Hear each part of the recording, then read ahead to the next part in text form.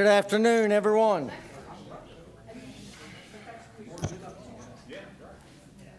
If we could begin, and I will welcome everyone and call us to order. Before we get into the formal part of this, I would make the announcement that on October the 16th, we at the city, as indicated, are having a diversity and sensitivity training. We have invited the fiscal court to join us, and I believe that's going to be the case. What is the time? 9 a.m. 9 a.m. Everyone is welcome. With that, I will turn it over to you, Mr. Scott. Yes, sir. Thank you, Mayor. I want to welcome our firm here this afternoon. We at the City of Danville are excited about hearing your presentation. We are interested in hearing from qualified firms that will convince us that their firm is the best to lead facilitated a conversation in our community about developing a downtown master plan that will lead us to the next level of success in terms of our design, our land use and our transportation planning to transform Danville into what it should be and is desired to be by our community. So thank you for coming today, and we look forward to your presentation. Is it ready for us? Yep. Thank you, Mr. Scott. I am Barry Alberts. I'm the managing partner of City. Is this on, or do I need this? Or okay, can you hear me all right? Okay.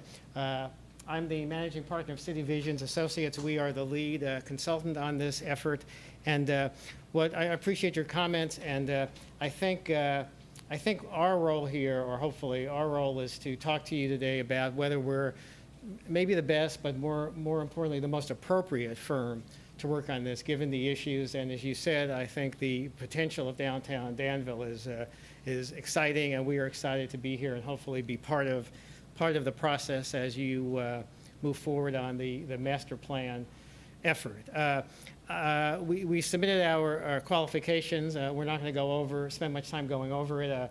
I assume that one of the reasons you've shortlisted us and the other firms is that you believe we have the capacity and capability to do this.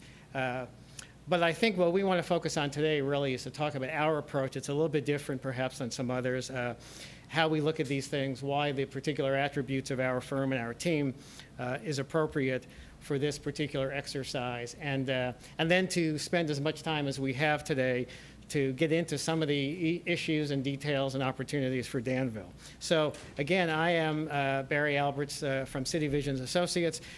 We'll talk about our firm in more detail in a few minutes, but I think what's bolded here on top is really the most important thing right now. We really do look at these places like Danville, as special places, interesting places, not merely a collection of buildings or land uses.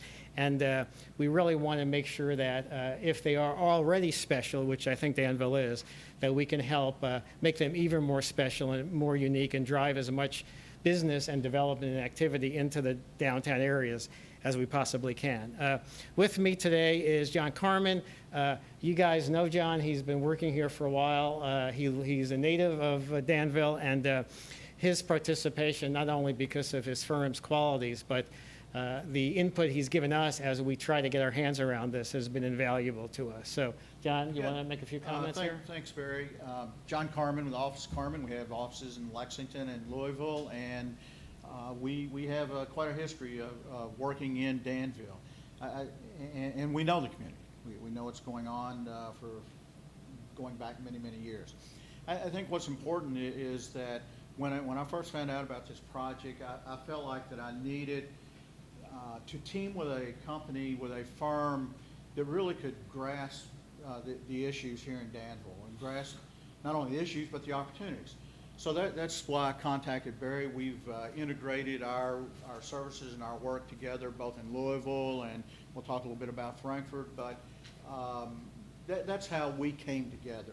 Is I reached out to Barry thinking this is a really prime opportunity for my firm and his firm to team up on a project that had some great opportunities where there could be some mutual win-wins.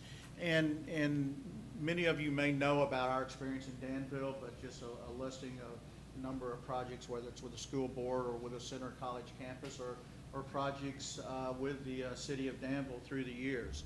I show this slide because it gives the understanding, hopefully, that we do know the community as well as anybody from a lot of different aspects, including the fact that I grew up here and the community is near and dear to me. I think also important is the work that our company has done on similar scale projects in similar sized communities. And you see a listing here.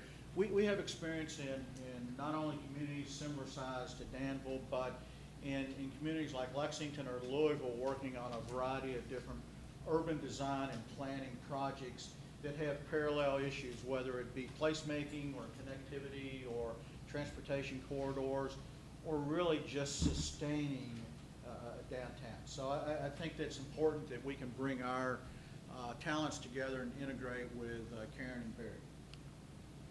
Thank you, John. Also with us today is Karen Mohammadi of Neil Schaefer Incorporated, a firm that will be focusing on the transportation circulation issues, although we do tend to work holistically, so we don't like to silo things out. But those issues are important. You've had some pilot projects on Main Street recently that deals with the right-of-way and dealing with KYTC, which is always a challenge. So I'll let Karen talk just briefly about some of their work. Sure. I'll just start off telling you a little bit about Neil Schaefer. We're located in the southeastern United States. We've had an office here about 10 years. We're in 9 states and have 38 offices because Neil Schaefer's philosophy is to be active in the communities in which we work. So we're in a lot of small cities and towns across the southeastern U.S. We started office here 10 years ago. We're mostly transportation planners, traffic engineers, and data collection specialists. We have an office in Louisville, but we have staff scattered all around the Commonwealth. The type of planning experience we do is very similar to what you need for a downtown plan. It's comprehensive plans, neighborhood studies, corridor or sub-area studies, bike and pedestrian plans. We also do a lot of traffic engineering, things like traffic calming, similar to what you've got going on Main Street, crash analysis, intersection analysis, improving traffic flow.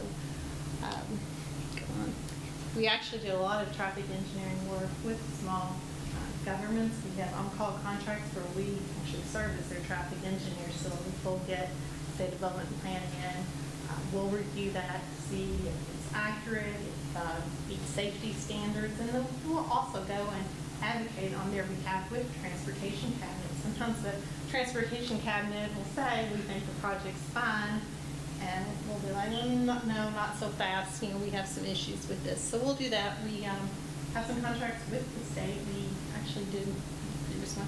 We have 3 traffic engineering contracts that we did for them. We had on our 8th contract doing data collection for them, and we had a large safety project that we did for the county. So I've worked in all the districts except for District 11. So I've experienced with District 7 here. I'm actually currently working on a small project with them.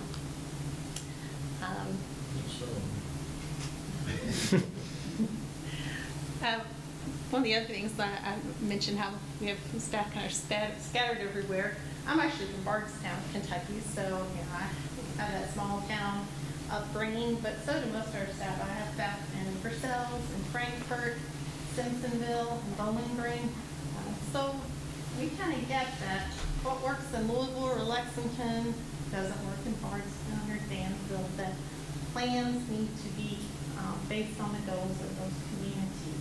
You know, what's congestion in Bardstown and what's congestion in Louisville? Very different things. You know, if there's a crash in Nelson County, chances are I know people that were involved. You know, they're friends of friends, or family of friends. So it's just a very different experience. So we know that what works here necessarily isn't going to work in a big city, and we tailor our plans that way. We've also got a lot of experience working with different colleges, and we've done transportation plans with and around different universities. One of the first studies I did was Northern Kentucky University. I was working with the state, and I'm like, well, the students aren't going to do this. The students always do this. And you've got a whole different group of students every 4 years. The opportunity to get students to, use different routes, to use different mode of transportation, it's one of the best assets you have in a college town. So we definitely want to take advantage of that.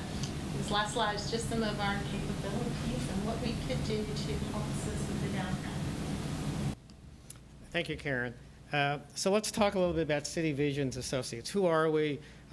What do we do? And as we explained in the submission, we're a little bit different than most of the firms that tend to do these master plans. We're not strictly a planning firm or a design consultant or an architectural firm. We are an urban development firm, and that means we do mixed-use urban development projects ourselves. We do downtown economic development strategies like the one we're talking about with you guys today. We manage development projects for others, particularly public sector or nonprofits. And perhaps most importantly, we provide implementation assistance to the communities in which we work. And we'll talk about all of these things in a moment. Every place that we work, we look at it as a multi-year, multiple phase program. If you're looking for one magic bullet to solve most of your downtown problems, then we're not the guys. We know that these things take time. The sequencing and phasing of projects is really important.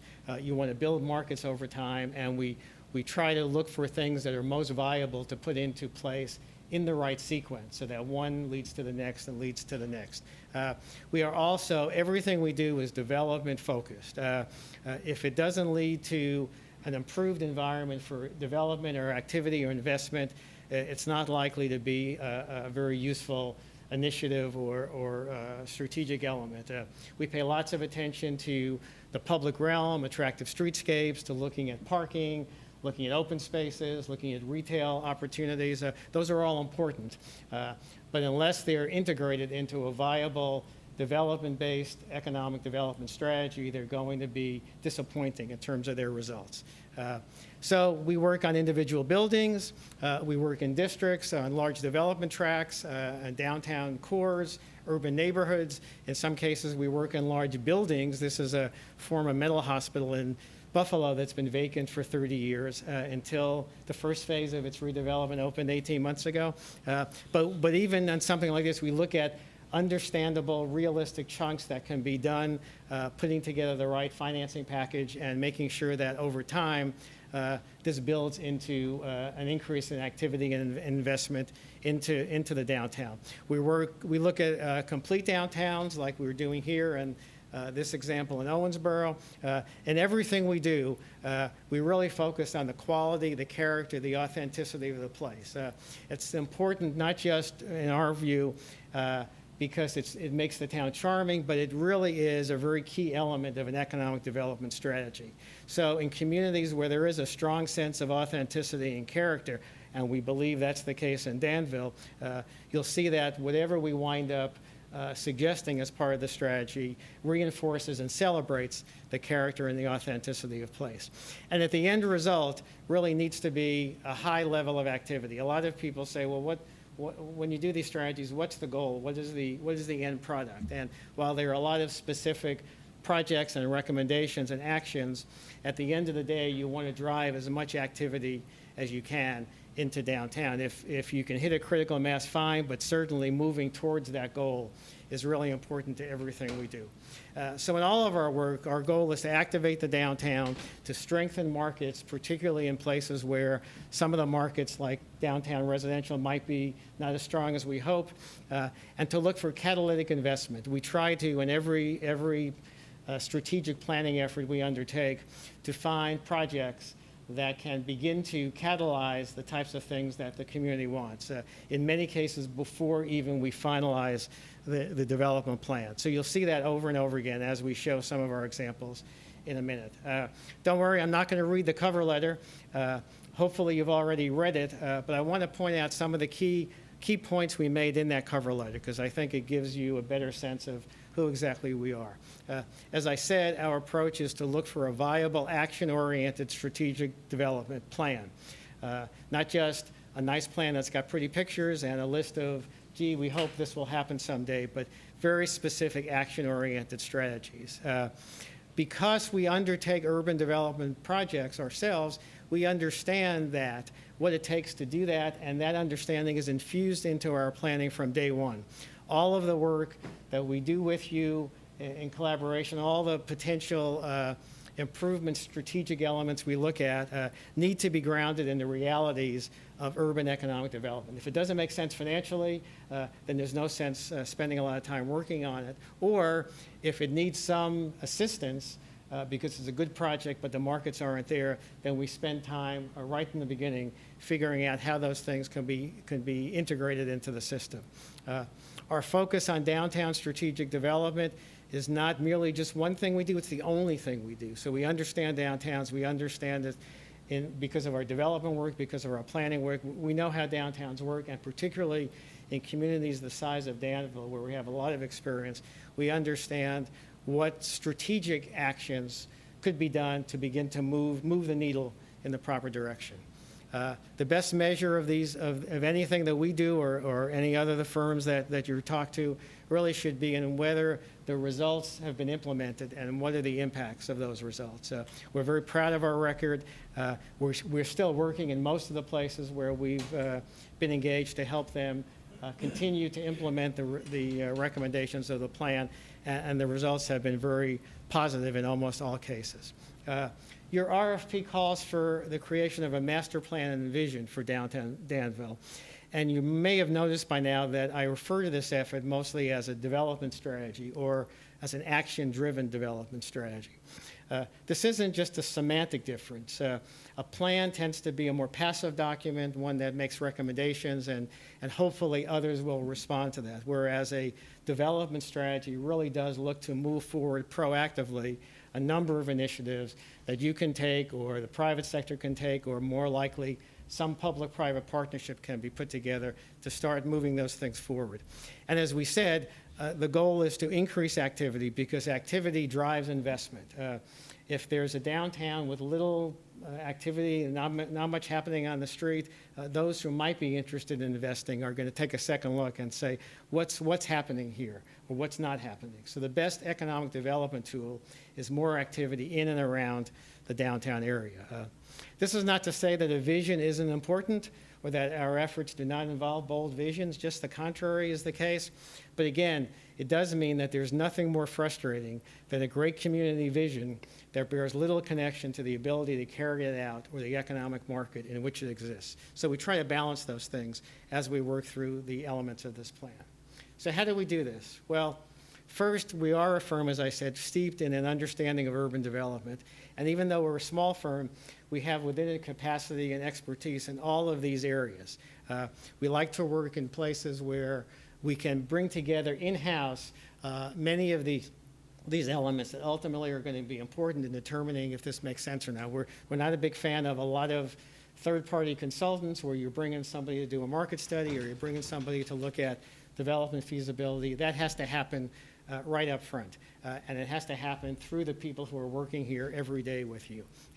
This has given us, over the past now 3 decades, the ability to develop this strong in-house expertise in all of the areas that are important to make sure that things happen in a way that not only improves the public realm, but drives additional investment into downtown. We know that most communities are strapped for money, and the need for creatively looking at financing tools of any initiative is something that we feel very strongly about our capability here.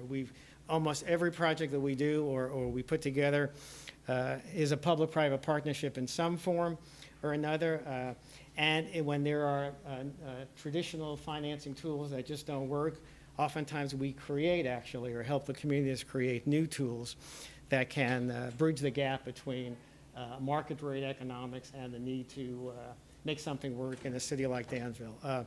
Opportunity zones are sort of the new tool. A lot of communities are going out and actually spending a lot of money on fancy prospectuses and marketing efforts to potential opportunity zone investors.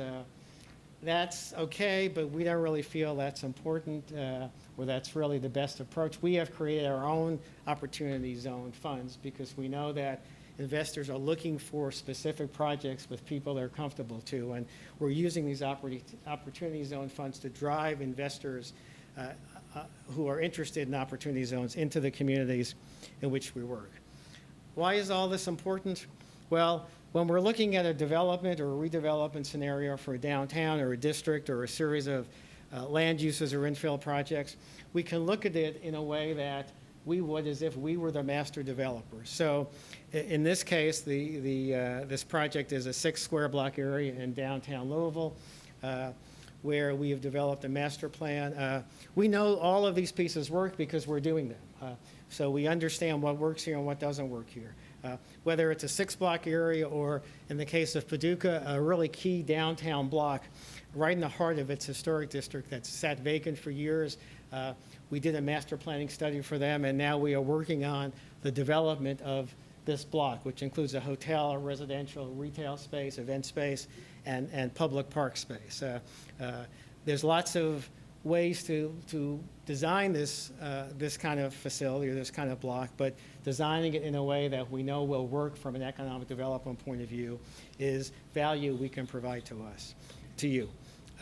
We don't work in a lot of communities. We're not a firm that chases RFPs left and right. We're pretty careful in deciding where to work. We look at places where the conditions are right, and we feel that the conditions are exactly right in Danville right now because we can understand the market. John has been invaluable with that. We think there's strong partnerships here. We understand market potential, and we think that we can provide you with the types of services that can add value based on the expertise and the experience and the perspective that we have. Now, we have worked in a lot of similar sized cities or cities in this region, some a little bigger, some a little smaller, and that's fine. But again, we should always be careful about making too many analogies to other communities.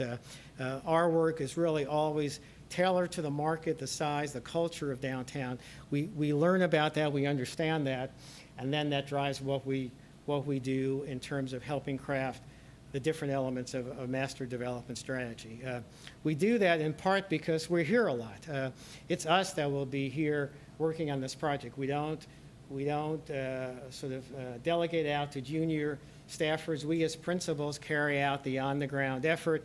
I'll be here, John will be here, that's Bill Whalen, the other partner of City Visions. We'll be here, we'll be the ones on the streets that you'll see. We'll be the ones talking to the businesses, we'll be talking to the stakeholders, potential partnerships. There's no delegation. We're here, and you'll probably be sick of seeing us by the end of our engagement. And again, we always look for the potential for a continuing relationship. We like doing these development strategies, but if the result is a nice document that sits on the shelf, it doesn't really give us much satisfaction. We get much more excited about figuring out what makes sense, finding the right partners, and helping you carry it out over a period of years. So in Louisville, our home, we've been working on a variety of efforts over the years, both when I was the head of the Downtown Development Corporation and as City Visions. This is where we do most of our work, and the results have been extremely satisfying. We kid that it took 15 or 20 years to get to be an overnight success. That happens in lots of these cities, and we're getting there in Louisville as well. Whether it was creating an enhanced streetscape along West Main Street as a major economic development driver, or focusing on locally based attractions. We think this is really important. So we've, as a driver of downtown activity, we have created in Louisville a number of attractions such as the Slugger Museum and the Ali Center, and Glassworks. And we'll talk a lot about glass in the next 15 to 20 minutes because we have, to some extent, stolen your glass art heritage and transported it to Louisville over the past decade. Huh? Yeah. And we're sorry, but we took advantage of that. Anyway, that's right. But it's a good example. So in Glassworks, we took an area that was pretty derelict. It was characterized by this building, which was at that point considered the ugliest building in downtown, across the street from a private prison, not a very good place for invest. We worked with a local art glass firm that did a lot of commercial art glass work nationally, but wasn't very well known in Louisville, and brought it into the building and highlighted and celebrated glass art in this section of town and called it Glassworks. So in this case, in this building now, the Glassworks building, our office is there. It has galleries, it has hot shops, it has tours, it has apartments, it has Airbnbs. It's just a great mixed-use building. Oops, I'm sorry. I guess I'll come back to that later on, I guess. We've also created districts based on the history of the area, such as Whiskey Row, a beautiful block of businesses in the heart of downtown Louisville.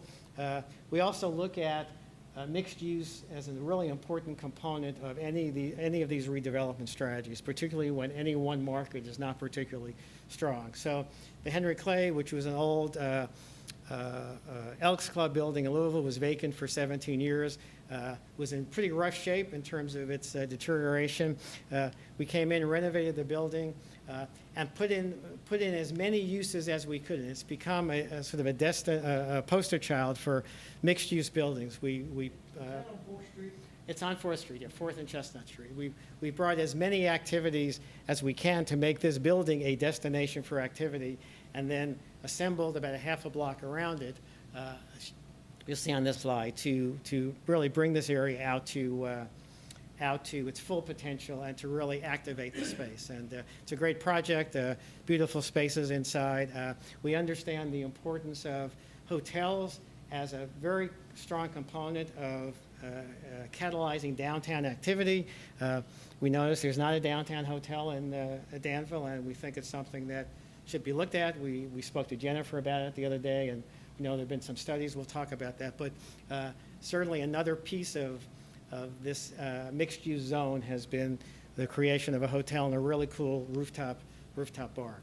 In Owensboro, we were part of a really excellent downtown planning process, and our focus was looking at development opportunities that may have been overlooked or weren't quite strong enough, but needed some attention to. But our most important role in Owensboro was the fact that we worked with the city over a number of years on a large variety of initiatives after the plan was done, helping them in a variety of ways to implement the things that we all thought were important. If you've been to Owensboro lately, the results have been really dramatic. This hasn't been updated for the last 3 years. I'm sure this number has increased, but it's just been a great partnership for us and a great case study for a local community taking the lead in a proactive way in revitalizing their downtown. Jasper, Indiana, a really nice small town in southern Indiana. We worked with them initially looking at ways to better connect their downtown with their riverfront. And much like the situation in Danville and Center College being a few blocks away, but the connections could be stronger, the same was true in Jasper with their downtown and their waterfront. So our work included a number of things, among a number of things, a strategy designed to increase activity in each of those areas and look at ways to better connect them. Part of this, the city has a very strong history of wood furniture manufacturing, and that history has left them with a number of very large industrial mill complexes in and on the edge of downtown.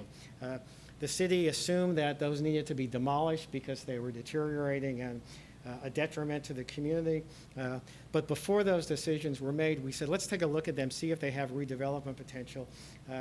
The citizenry was skeptical, so we held a couple of public meetings actually in the mill complexes to show them the potential, get a better sense of what could occur.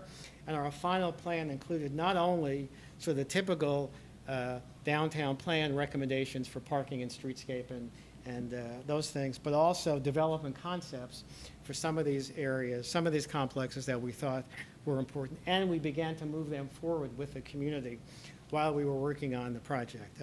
We've since worked with them on a number of initiatives, implementation initiatives, including getting $4 million in state tax credits for one of these complexes under a program that initially the project didn't meet any of the criteria for. But it was a good project. We kept working with the state of Indiana Economic Development Department, and ultimately they awarded close to $4 million in development tax credits. One of those complexes is now under construction, a new hotel, residential development downtown. Another project that's right at the nexus between downtown and the riverfront is under construction, as well as a library and arts center for the community, which is a very exciting project, and there's just lots of interesting things happening in Jasper, Indiana. We most recently completed a new vision for downtown Frankfurt, which is a charming little area, an area that most people don't know exists because their downtown is so dwarfed by the state government complex, and all of the access points in and out are really designed to bypass downtown Frankfurt, which is too bad. So certainly there's a lot of issues there were a lot of issues to address in Frankfurt. The lack of connectivity between the downtown and the state government complex was a major issue that hadn't been looked at for a while. And most people in downtown had sort of given up and said, well, that's just the way it is. We're a state government city, and there's not much we can do about that. Well, over the period of a number of months, particularly because of the demolition of the Capitol Plaza Tower, the state wanted the city to determine how to best reuse that Capitol Plaza area. And the city decided that that 6 acres of property really couldn't be planned until we knew what was happening around it. So that was the scope of our work. Lots of community engagement. As you might expect, a lot of people had interesting comments about what they think should happen there. And what we did in Frankfurt was to look, did I miss a slide here? Yeah. When we started out, in order to structure the public engagement process, rather than people coming in and saying, I want housing, I want a convention center, I want a hotel, I want this and that, we thought it was more important to get some consensus on a group of principles. What are the guiding urban principles for this community? Get consensus on that, which took a little bit of time, and then look at potential development strategies in the context of those principles. It worked out really well. We've done that in a number of other cities as well. So in Frankfurt, we looked at a lot of issues, many of which were similar to the ones that are of interest here in Danville. John had worked on an improvement program for the 2nd Street corridor, a major corridor of downtown Frankfurt. That led to the securing of an $8 million federal Tiger grant, which is now being implemented.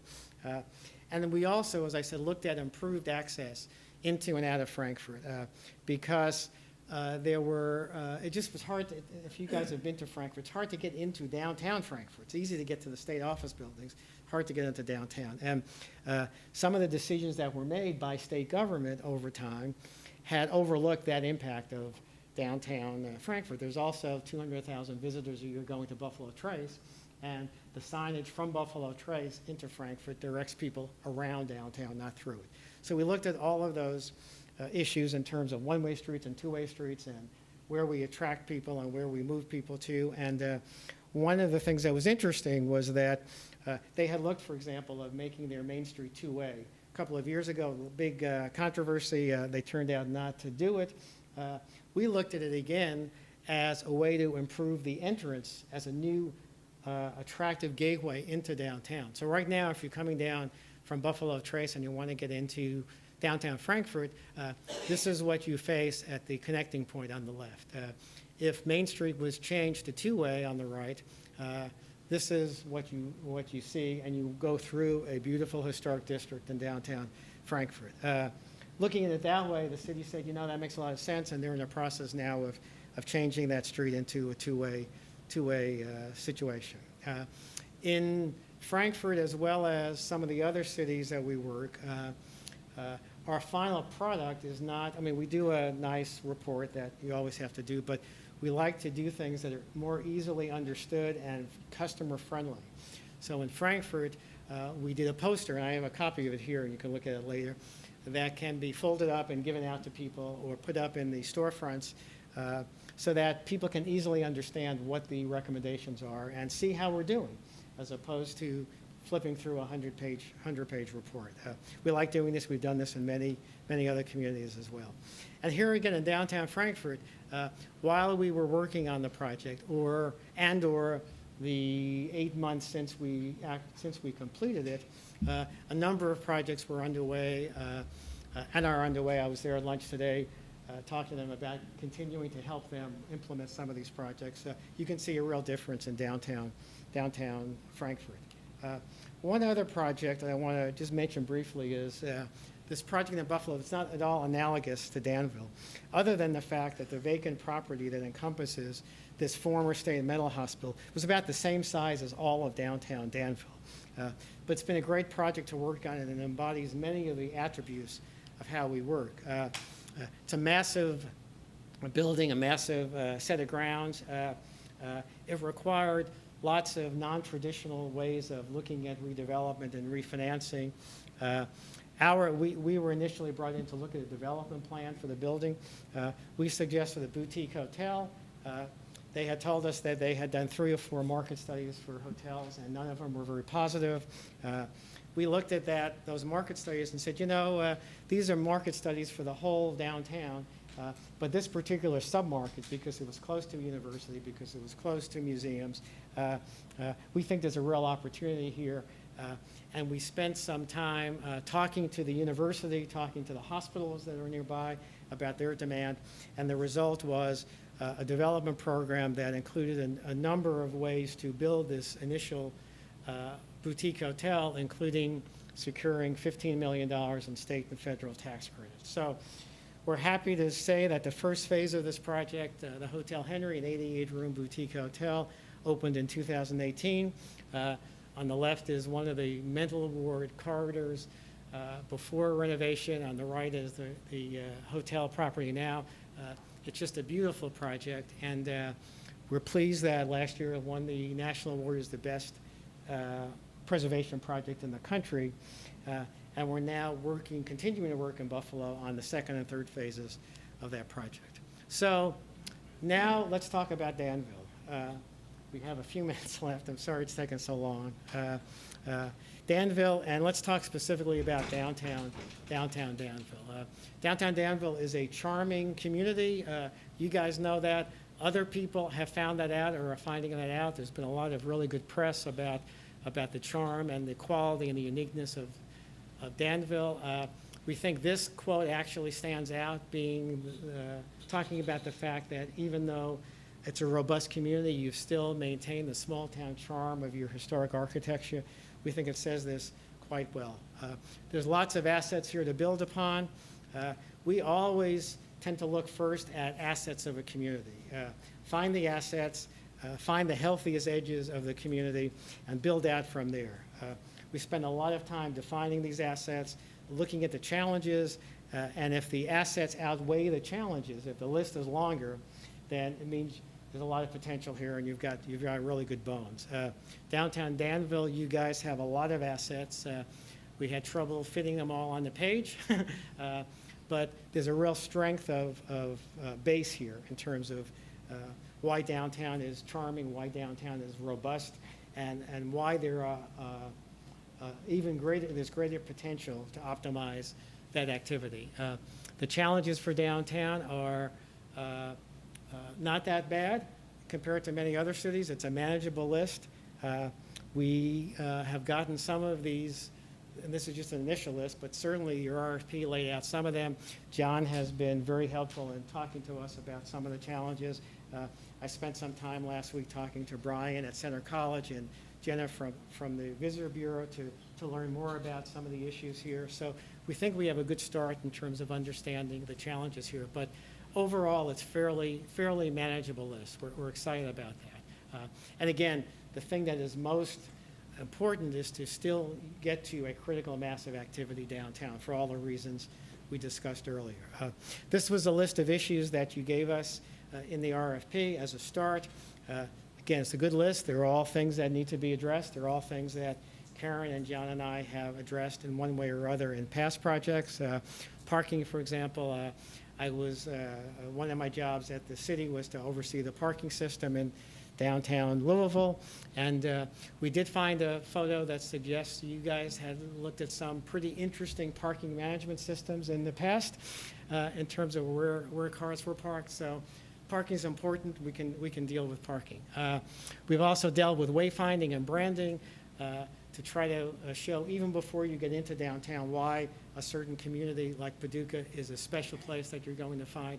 Karen and John have worked on projects that deal with bike lanes, pedestrian safety, sidewalk improvements.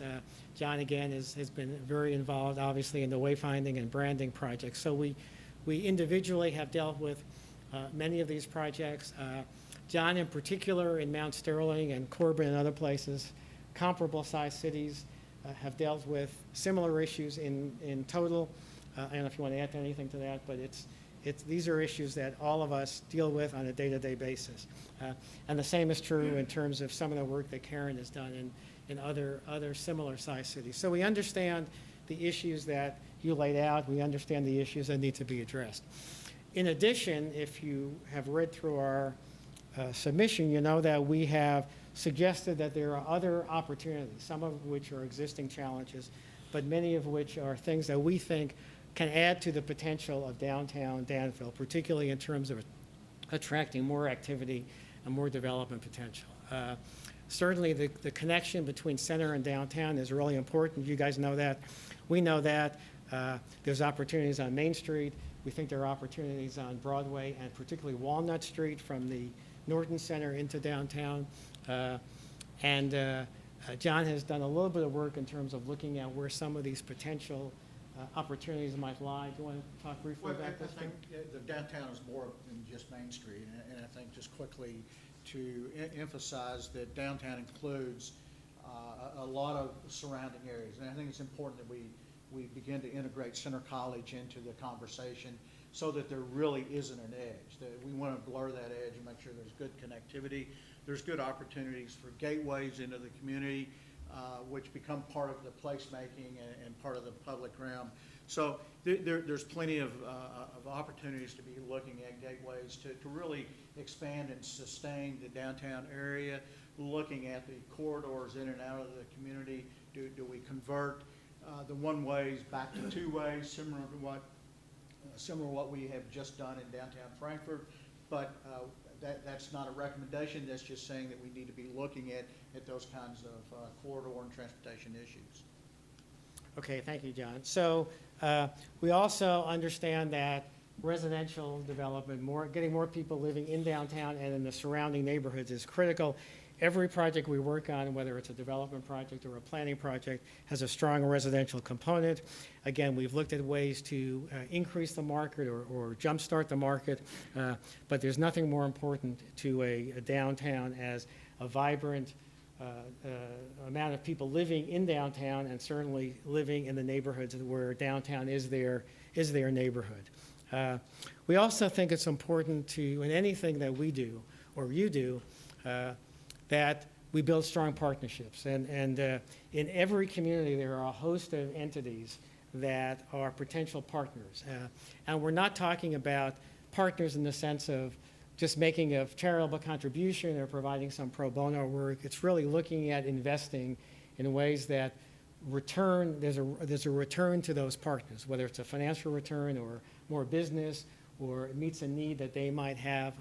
But we are really good at finding partnerships that are win-wins for both the public sector and the private sector, and a situation where 1 and 1 equals 3. And we can go through or show you lots of examples of those. But certainly, many of these are partners that we know or we've heard or we assume are interested and would be very interested in being a stakeholder, being a part of the renaissance of downtown Danville. I want to talk a few minutes before we stop about regional tourism. We know that Danville is a tourist destination to some extent. We think the potential is far greater than exists, and we're pleased that the Convention and Visitor Bureau really is taking a very proactive sense in this. We know that Danville is close to a few hours away from large population centers, which is good. But it's also true that there are a number of regional tourism attractions that are either right at the front door of Danville or close to it. that certainly can be brought into downtown and have downtown Danville be a hub or be a headquarters for regional tourism. Again, we've spent a lot of time looking at tourism and attractions in downtowns that are unique to a community. The Slugger Museum in Louisville, the Ollie Center, the Bluegrass Hall of Fame, Bluegrass Music Hall of Fame in Owensboro, the Quilt Center in Paducah. These are things that draw lots of people into the communities. We also, as we said, are fascinated by the glass art and the emerging arts theme in Danville. We know of Dr. Powell's work. It's unfortunate of his recent passing, but his impact on students, the programs at Center, that influence is indeed worldwide. And it seems that Danville is proud of that. Certainly there are elements in the community that highlight his work and the glass art work, but we think there's even more potential to build upon. Again, we did this in Louisville through Glassworks.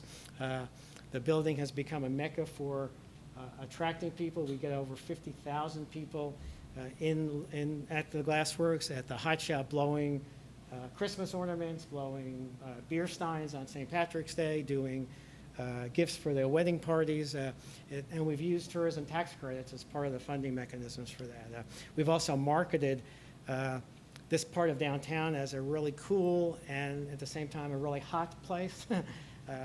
And it really has become a destination point for people coming into Louisville.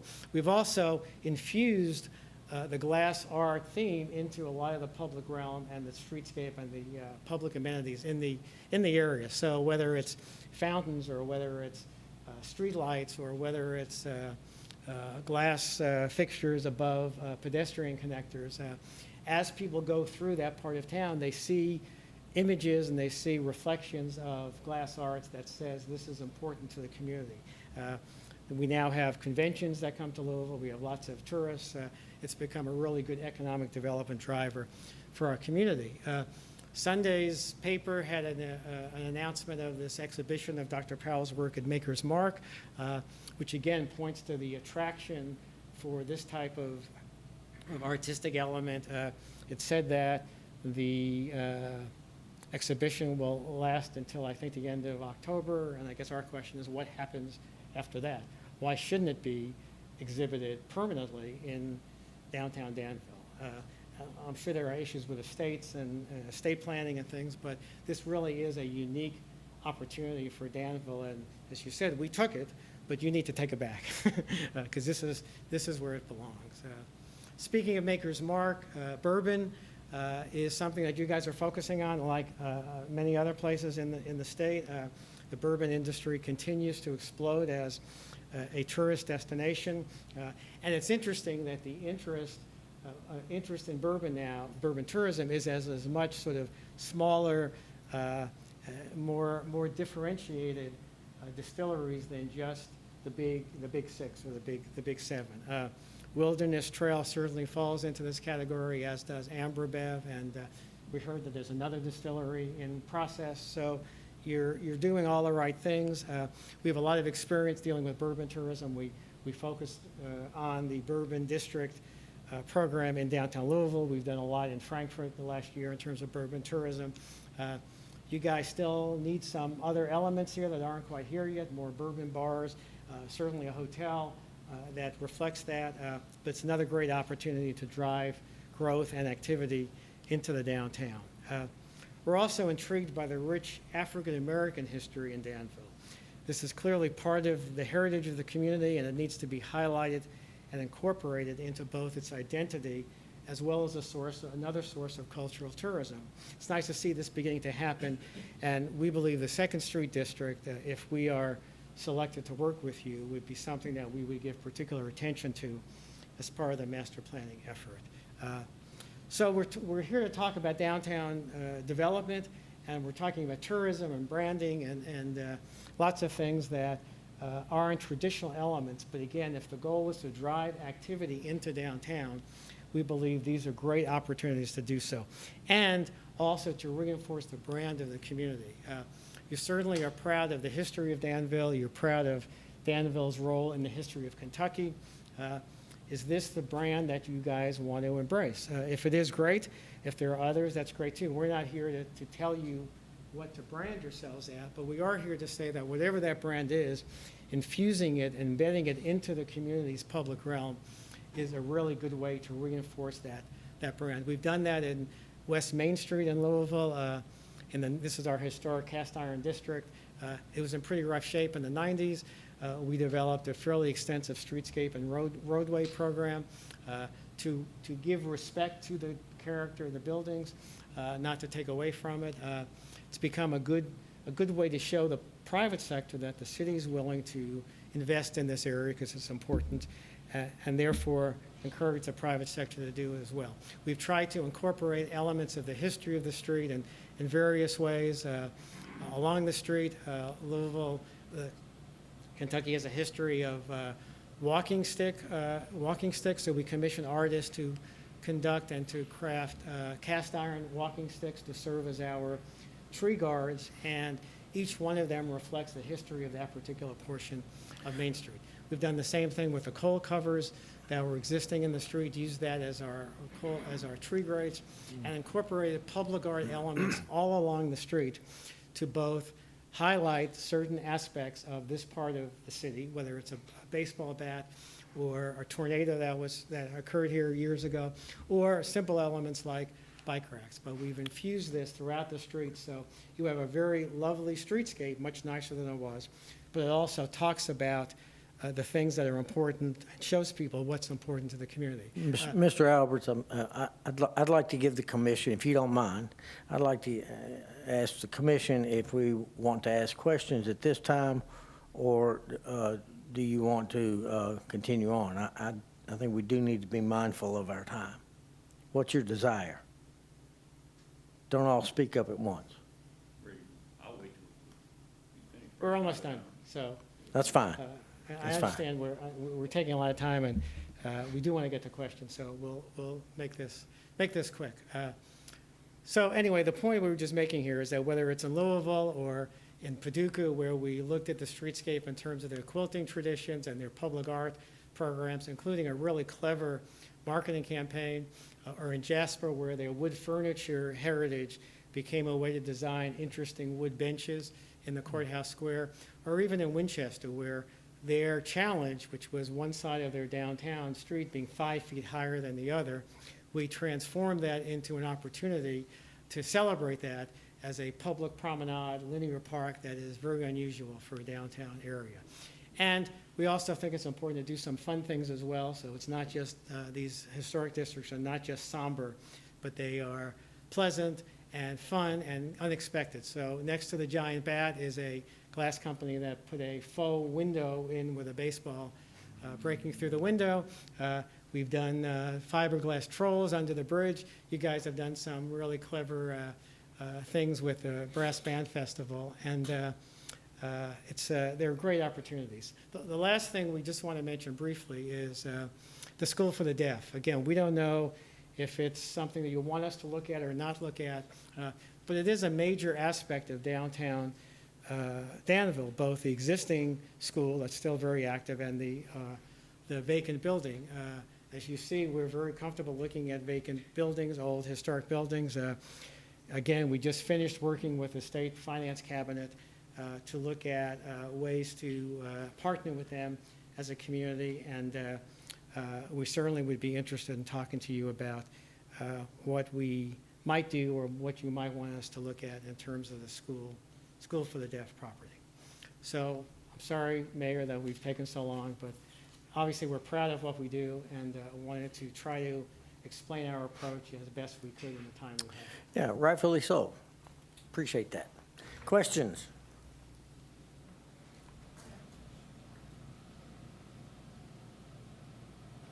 There we go. And this is a really good example, since you ended with the KSD campus. How do you get the property owners, and in this case, that would be the state, to buy in and to help make these improvements to the properties? Well, obviously, it's different for every property and every situation. What we try to do is, again, because we have a development background, and I keep coming back to that, but if we are talking to a property owner and are trying to understand, but let's not talk about the state, let's talk about just a typical property owner first. That's easier to get our hands around. And we're talking about a property that needs some improvement. Oftentimes, they talk about some of their challenges, whether it's dealing with building codes or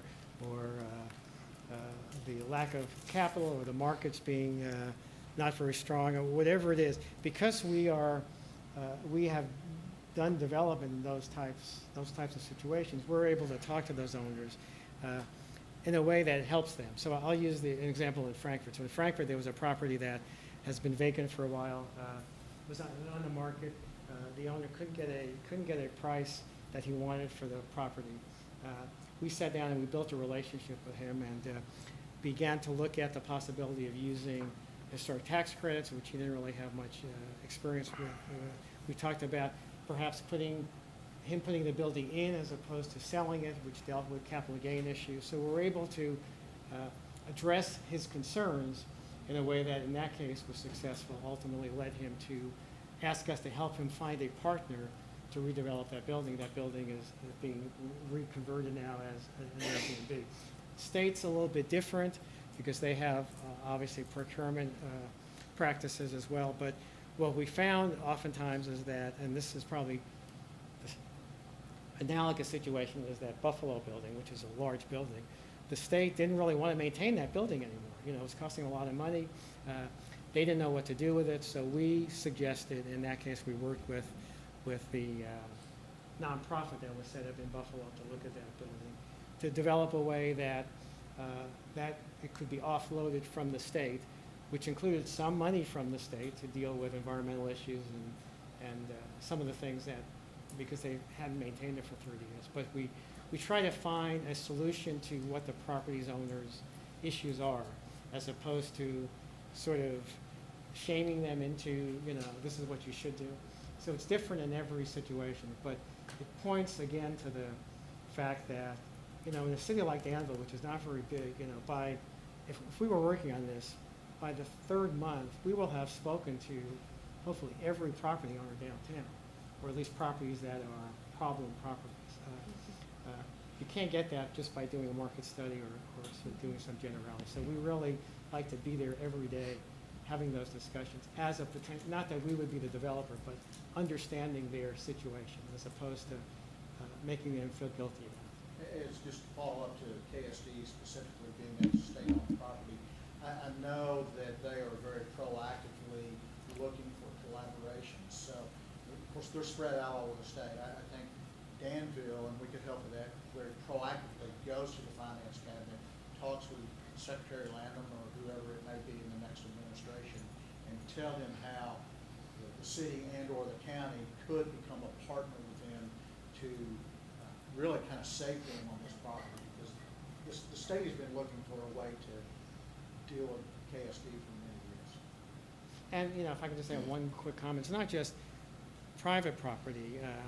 Sometimes it's public property. So in Paducah, I showed you that development block. There's a nice block downtown right between the historic district and the riverfront that's been public parking for years and years. And it's essentially they're 100% corners. So we began working with the mayor on a development plan. And as we started working on that, a lot of people in downtown said, oh, you're taking away our parking. You know, this is a big problem. That wasn't necessarily the case, but it was a important community consideration. So we spent some time actually putting down on paper, you know, here are the goals for the community, okay, for that property. Here are the goals in terms of activating development.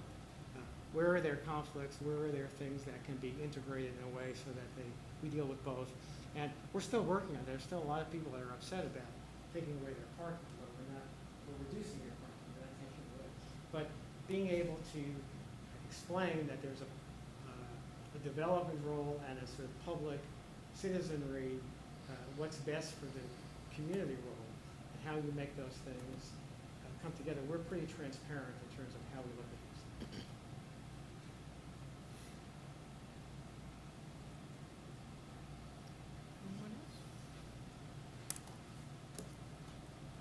Anyone else?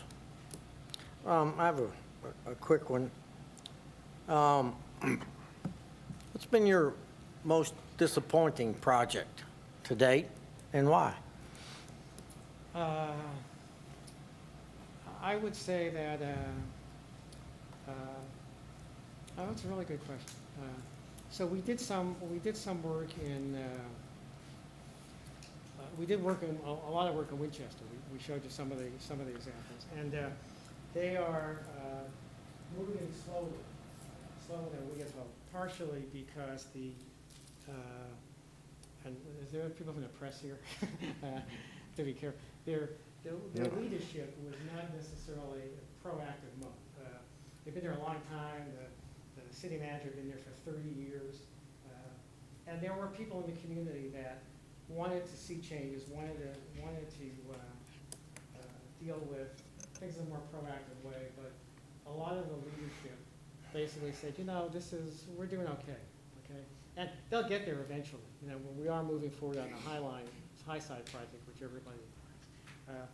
But it's been somewhat disappointing that it's been 2 years since we finished that plan. And there are a few things moving along, but not as many as we would like. Any other questions?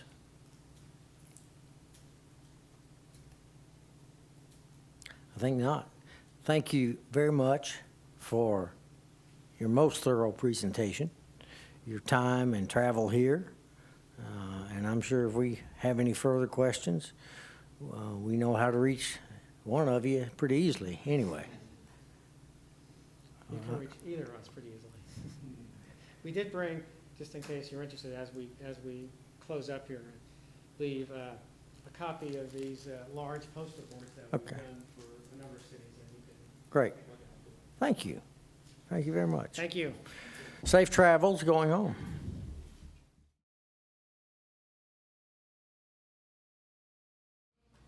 Okay, gang, everybody ready?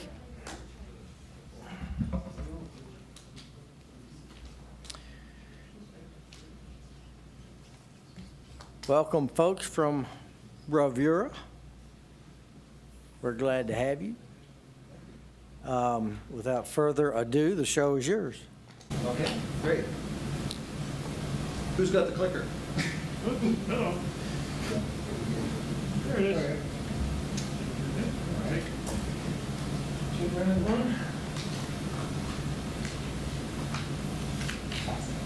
Well, we are a team here today.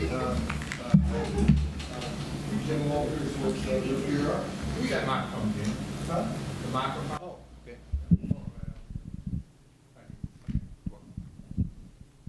So we're a team here today. I'm Jim Walters with Bravura Architecture and Planning. Also, we have on our team a firm we've worked with before, Gresham Smith, also of Louisville and Lexington, and they'll tell you a little bit more about themselves. Their office in Louisville and our offices, we can wave at each other across the street. So we're very close. And so we also asked RKG to join our team to be the economic development folks and dealing with all of the development issues and economics of different ways to finance things and all that kind of evaluation. They're not able to be here today, but you have worked with them before on the other plan. So it's Kyle and the same folks that they worked with before. We thought that would make sense since they have the advantage of knowing all your numbers and all the things that they worked on before. So our group is we would be the prime in terms of running and managing the project. Gresham Smith working with us on the design and planning aspects, equal team member. RKG is the economic consultant, and Robert Pass, an associate, who also is not here but has worked with us on most of our projects as a cost consultant, and they do estimating. And we feel like anytime you're doing this kind of planning, you need to have accurate information on what things are going to cost. So we've put them on our team as well.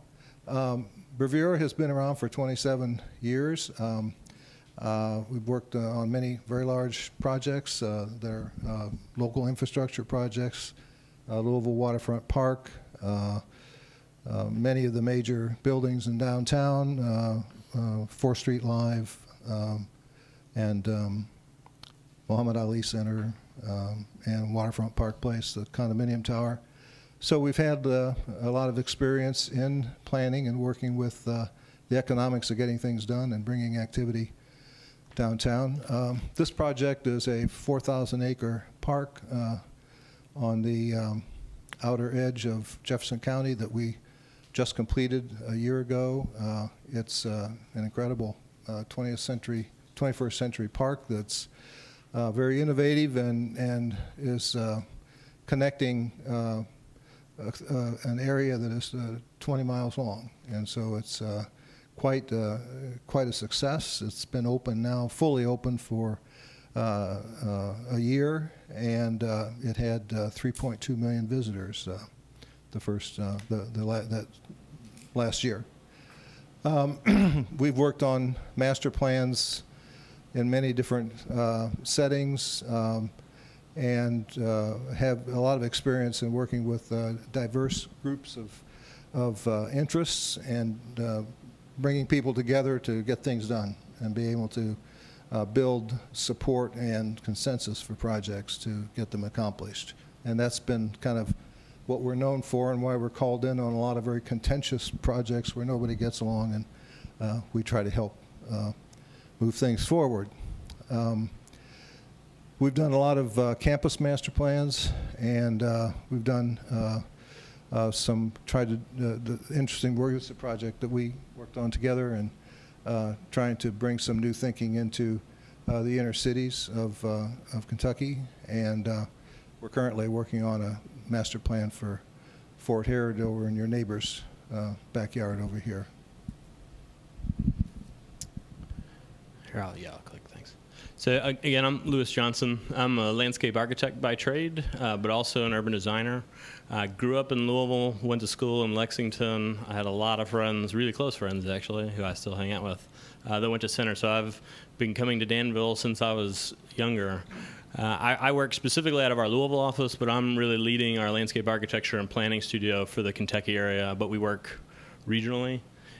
Gresham Smith, I think this is one thing that was important to us, just kind of a little aside. We were asked to be on multiple teams for this project, and we chose Jim because of the things that he's, I think, worked on here in Danville, his knowledge, but also our working relationship, and we really understand how to work with each other. Like he said, I can just go across the alley to his office, so we can have, I think, great conversations about projects. But I think our office in particular, while we are both local in Lexington and Louisville, we're also a national firm. So we're headquartered out of Nashville. We have 26 offices. And what that really means for you is we're multidisciplinary. We bring any skill set, you name it. If we need it, we can bring it. We have leading experts in complete streets. One of my coworkers who sits behind me was just testifying to Congress about how to make bike and pedestrian systems safer. We're the only platinum-rated bike office in the state of Kentucky. And that really is just one example of kind of our brand tagline. And I think one of the reasons we get along so well with Bravura is what we say is genuine ingenuity. And what that really means is it starts with people. It starts with how we care about the places that we work in, the communities, and how we get involved in advocacy groups. We volunteer. We work in all of our state organizations. We try to go the extra mile because that's how passionate we are about the things that we do. And then the ingenuity side, because of, I think, our commitment to our craft, we're users. So when we talk about bike systems, greenway trails, streets, buildings, we're the people who are out there actually riding bikes on those things. And you applying that research to the projects, making sure that you're getting things that we know work because we've used them and we understand what works best. Something else that I thought was important is I've worked in master planning and urban design my entire career. And one thing that I know is planning is a gray area. Things change a lot. Scales are really important. And for us, even though we're a big firm, I wanted to make it clear, we work at all scales. And like Jim said, we're really focused on delivering products. While this is a master plan effort, success for you all, and it was in the RFP, it was actually the last thing that you wrote in your goals was implementation. So this isn't about a plan. It's not about a document. It's about getting projects done, and we can do that at all scales. So Produce Park, that was in a neighborhood that was plagued by vacant properties. They had a $20,000 budget. We worked really hard and creatively to get a community vision and deliver on a project for $20,000. In Lexington, a project you may or may not have heard of is Town Branch Commons. That's at the other end of that spectrum. So we helped, I've been associated with that project for the last 8 years. Helped get the design competition off the ground, helped secure federal funding, and now we've completed the actual detailed design. And so we're working on projects from $20,000 and smaller to $20 million. And it's not just plans and pretty pictures, it's about breaking ground and getting things going. And that's, I think, extremely important to our team. Thank you. So I want you guys to use your imagination a little bit here. Pretend I'm Kyle. If you remember Kyle from a few years back with RKG Associates. And he sent us some slides. Unfortunately, he had a conflict today, but I'll try to do my best to reintroduce you to his firm. We're really thrilled to have Kyle back on board with us. He brings the understanding of your community, along with, again, like Gresham Smith, the national expertise. His firm specializes in urban planning and market analysis, so we're going to lean on them heavily for not only a refresh of the master plan that he did with you, but also to look at towards implementation ideas. So again, for us, RKG will kind of bookend the downtown master plan. Initially, we'll do a study area reevaluation. He'll update the economic base data that he prepared in the 2017 Strategic Economic Development Plan, and then again look at the real estate market as it stands currently. And then towards the end of the project, when we get to the implementation phase, he'll be testing the financial feasibility of some of our ideas and recommendations. He'll be identifying potential sources of funding, private sector initiatives, and developing some incentives for potential investors, like making use of your opportunity zones here downtown. He sent a couple case studies that he's worked on, and I don't want to talk too much about these, but again, we liked RKG because they deal with both large and small communities. Here's one, Arlington, Tennessee, a very small town of 12,000. It's located outside Memphis, growing very rapidly, but they wanted to take this Depot Square and focus entirely on that and help rejuvenate that section of their downtown. Blacksburg, Virginia, home of Virginia Tech University. Here, the goal was to bring together the city and the university to develop some common goals and understandings moving forward. And then Bowling Green, Kentucky. They did a master plan for Bowling Green, where there the goal was to try to strengthen the connections between WKU, the historic downtown, and the Interstate 65 businesses. So we'll jump right into the next phase of the presentation. Thank you. While you're imagining things, if you could imagine, I left my coat in my car and I decided to ride with Dave down here, so I didn't. If you could imagine, I have this really nice brown check coat that actually makes me look about 40 pounds lighter than I really am. And so, are you getting the picture? Yeah. Good. Oh, I just feel so much more confident now somehow.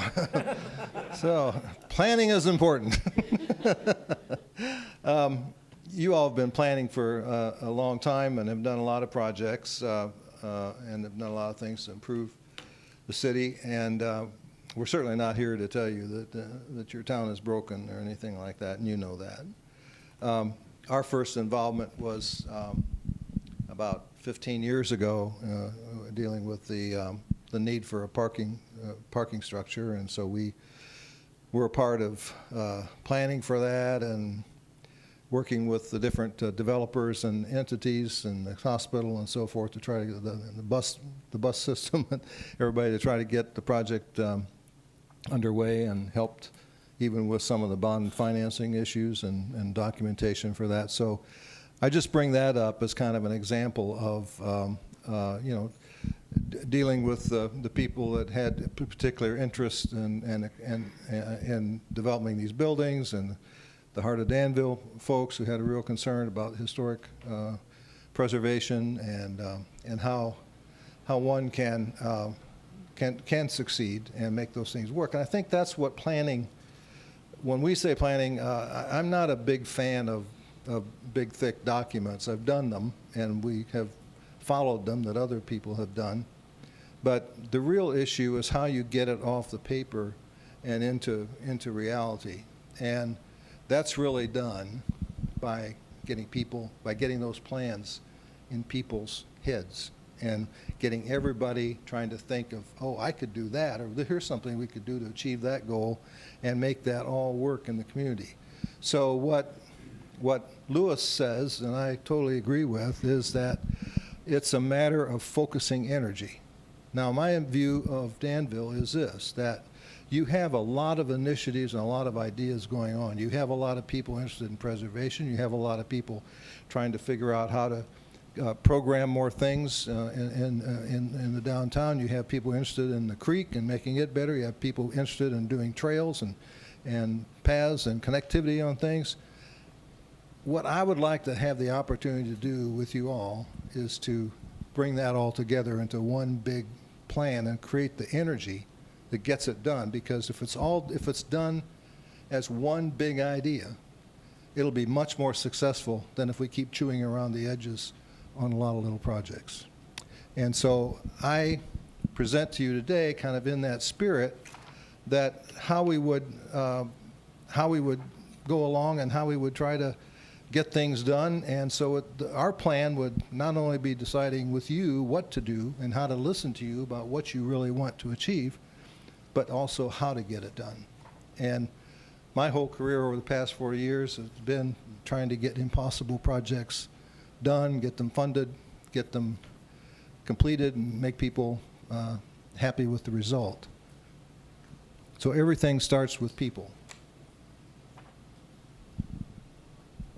And that's really a mantra of ours. I think that gets back to that tagline, genuine ingenuity. I mean, to get anything done, you got to have people. We have to have people like you all, dedicated public servants who are spending your time here with us tonight to make sure that this sort of thing goes forward. But we need to be able to bring everyone along with us. Planning concepts, land use plans, all that sort of stuff, that's complete useless jargon to most people who this plan matters to. And so when we talk about everything starts with people, it means how do we turn this into an opportunity to bring the entire community along with us on this ride, to listen, to identify what those big opportunities, those big issues are, but also to educate and kind of break through some of those barriers that typically come with planning processes. And this is really just an illustration. I'm not going to run through this in detail, but one of the things we have to start with is understanding who are the people that we're talking about. And in a city like this, where you have major institutions, you have center, you have the hospital, you have small businesses. I was up and down. It was so hot today. I was up and down 3rd and 4th Street all day. How many small businesses are there that have been started down there? You have neighborhoods. You have historic preservation groups. You have people who are visitors. All of these people have disparate interests, disparate concerns. But they also have things that align them, and that's really important for us to be able to identify is what are those things that we can build synergies on? What really matters to center that also matters to the city? What matters to the neighborhoods that also matters to the hospitals? Finding those kind of unique items to really strengthen the plan and build that sort of momentum. And a part of this is not everybody engages in the same way, and that's really critical. We are absolutely not, unless you make us, going to have town hall meetings where we talk at the community and tell them what they're going to do. What we're going to do is figure out how do we approach each individual group. So this is a plan that we worked on in Louisville. On the left, this is a 700-acre neighborhood. Some of the biggest businesses in the city and in the state at this meeting are executives from Brown-Forman, the CEO of the YMCA. To have meetings and kind of productive conversation with those groups is a different sort of thing than how you talk and work with the neighborhood. We needed to meet the neighborhood where they were, which was at their parks, at their kind of festivals and other things. So figuring out how to leverage those different events to really get to the core of what the issues are and make sure everybody's listening and moving in the same direction. We also really care about getting people involved early. And that's not in a meeting format. So when we start to do data collection and things like that and really starting to kind of paint that picture of the state of downtown, we want to leverage your community. We want to leverage the people who are here who know it best, and we want to go hit the streets with folks. So when we talk about what we can do to a streetscape or a certain parking spot or that sort of thing, we want to have that conversation in space at that place so that we can have a really detailed, knowledgeable conversation. It's an educational opportunity for us to listen, but also to teach. And that is vital to how these sorts of plans come and the ultimate kind of success in building that momentum. We also bring a variety of kind of technologies to these sorts of things. So on the left, what you're seeing is kind of in a more traditional meeting format. We have touch screens. We have a 20-inch screen that we can take with us anywhere with internet, and people can put ideas and thoughts on maps. They can do that on the website too. We can create a website very quickly so that people who can't come to meetings or can't make it still have an opportunity to give their input and give their ideas. We also can do the tried and true. So that was a project in Louisville connecting Beargrass Creek. It was a 7-mile project. So we made a map the size of this room to really get people involved in the conversation and make it kind of fun and interesting. So those are some of the really important pieces of understanding who those people are. Now, the teamwork part is really the idea of being able to mobilize all the different people in the community that have different interests behind a common cause. And I guess we're asking you to, I know that the project was precipitated by the fact that you have, the firehouse project here that is where it's being relocated and going to free up some property. You have a desire for a downtown hotel, and other things that are the conclusions of certain projects. But I would like to have you think of this as in a broader way, is what I'm saying. That all of that we actually look at the whole downtown from all these, like I say, the connectivity, the possibility of programming, the idea of making the city more in the center city, creating more of a more dense development particularly on that block.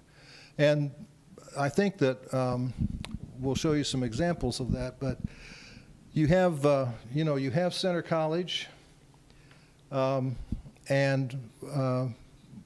we have the hospital that we worked with before on the parking garage, and the governments, and a lot of property owners and banks and companies, not only in the downtown but all over the city, that have an interest. And I think it's just that we have to explore the common interest, because when we look at that 3rd and 4th Street corridor, we look at the downtown center, any solution we come up with is going to require some clever mooshing around of land ownership and clearing things to make way for new things to happen. And that can only happen if you have the cooperation of the people who own that property and have interest in what they're trying to accomplish too, their needs for parking or whatever. So we have to find ways to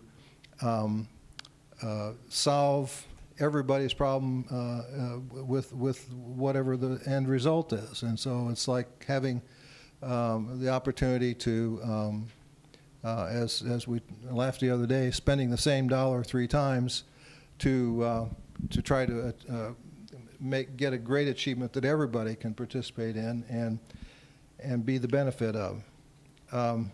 We bring a certain point of view to this, and we feel like there is all of this energy. There is a beautiful downtown, a great ambiance in your city. There's so many opportunities for tweaks to make it a lot better. And it is really important to make everybody, or not make everybody, that's a wrong kind of way to put it, but to encourage everyone to participate and to be a part of it. The more people that we can, I guess the first thing is to make sure we're designing this for people who live here. The best successful plan that really achieves the goal of increasing investment, getting more people to participate in downtown activities and resources is when it really works for the residents. It's kind of you have this beautiful town with the ideal college town ambiance, tree-lined streets and walkability, and let's try to leverage that even more into something that makes the downtown more economically active and viable. There are certain parts of the town that could benefit from getting rid of some of the surface parking and create density in businesses and concerns. And certainly the trails, yeah, I got ahead of myself here. The trails that slide, did I pass over that or whatever? Huh. This later, okay. So public amenities, more programmed events. We have, this thing is out of whack. There's the trails. This is something that you all have done, and most of these are proposed trails, but if you notice, interestingly, that they don't come into the downtown typically. So what about the downtown being a hub for all kinds of opportunities for people to explore the county and to tie into some of the other bigger ideas about distillery tours and things like that, bike routes. I think that this is just an exhibit to show about, architecturally how we would want to think about creating more density and a little bit more integrity in the fabric of the downtown. So you have a lot going on. You have a lot of advantages, but we feel that you also have to plan for the emerging economy and encourage entrepreneurial investment within the community. So in other words, we can't always be looking for someone to come in and invest in the community. We have to find ways to make it attractive for people who are in business here and live here and so forth to make the kind of investments on their own right. So we would like to help you create an environment for innovation and investment and for growth. And downtown living is very important. I mean, you have a lot of great close-in neighborhoods. You have some downtown residential. I think that our point of view would be that we would hope that more people would come downtown. So in other communities, and in Louisville and the projects I've been involved in, that one thing that is kind of a precursor of more activity downtown and that energy, that I talked about getting energy from groups of people that want to get things accomplished.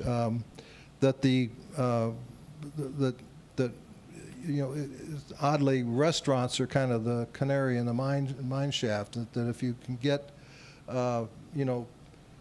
these streets to be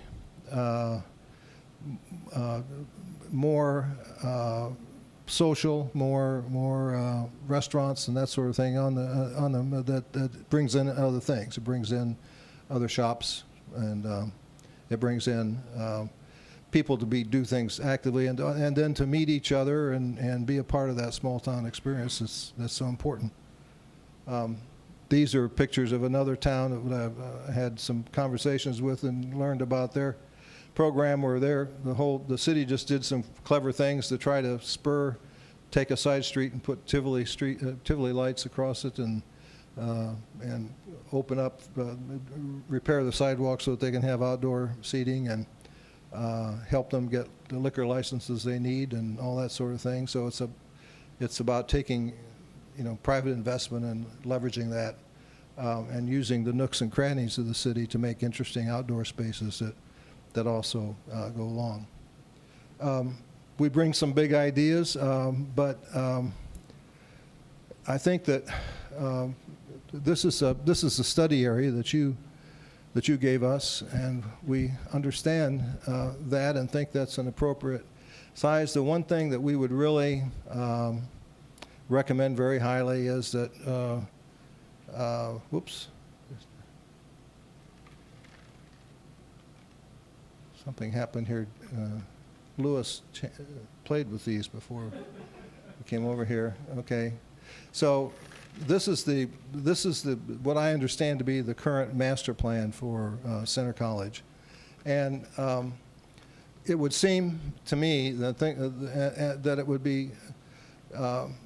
it would be really a great thing to integrate Center with the downtown in a more meaningful way than it is now. And so, having, we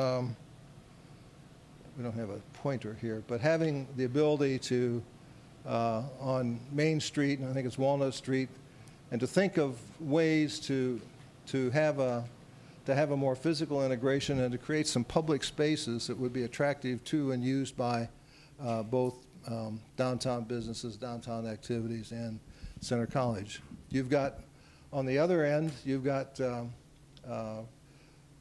hospital, and it has, its satellite activities and its voracious need for parking. And so I kind of see these three things as really, if we could be lucky to get to participate in this project, to work really hard in creating a much stronger marriage between those three entities for the benefit of the downtown and for development.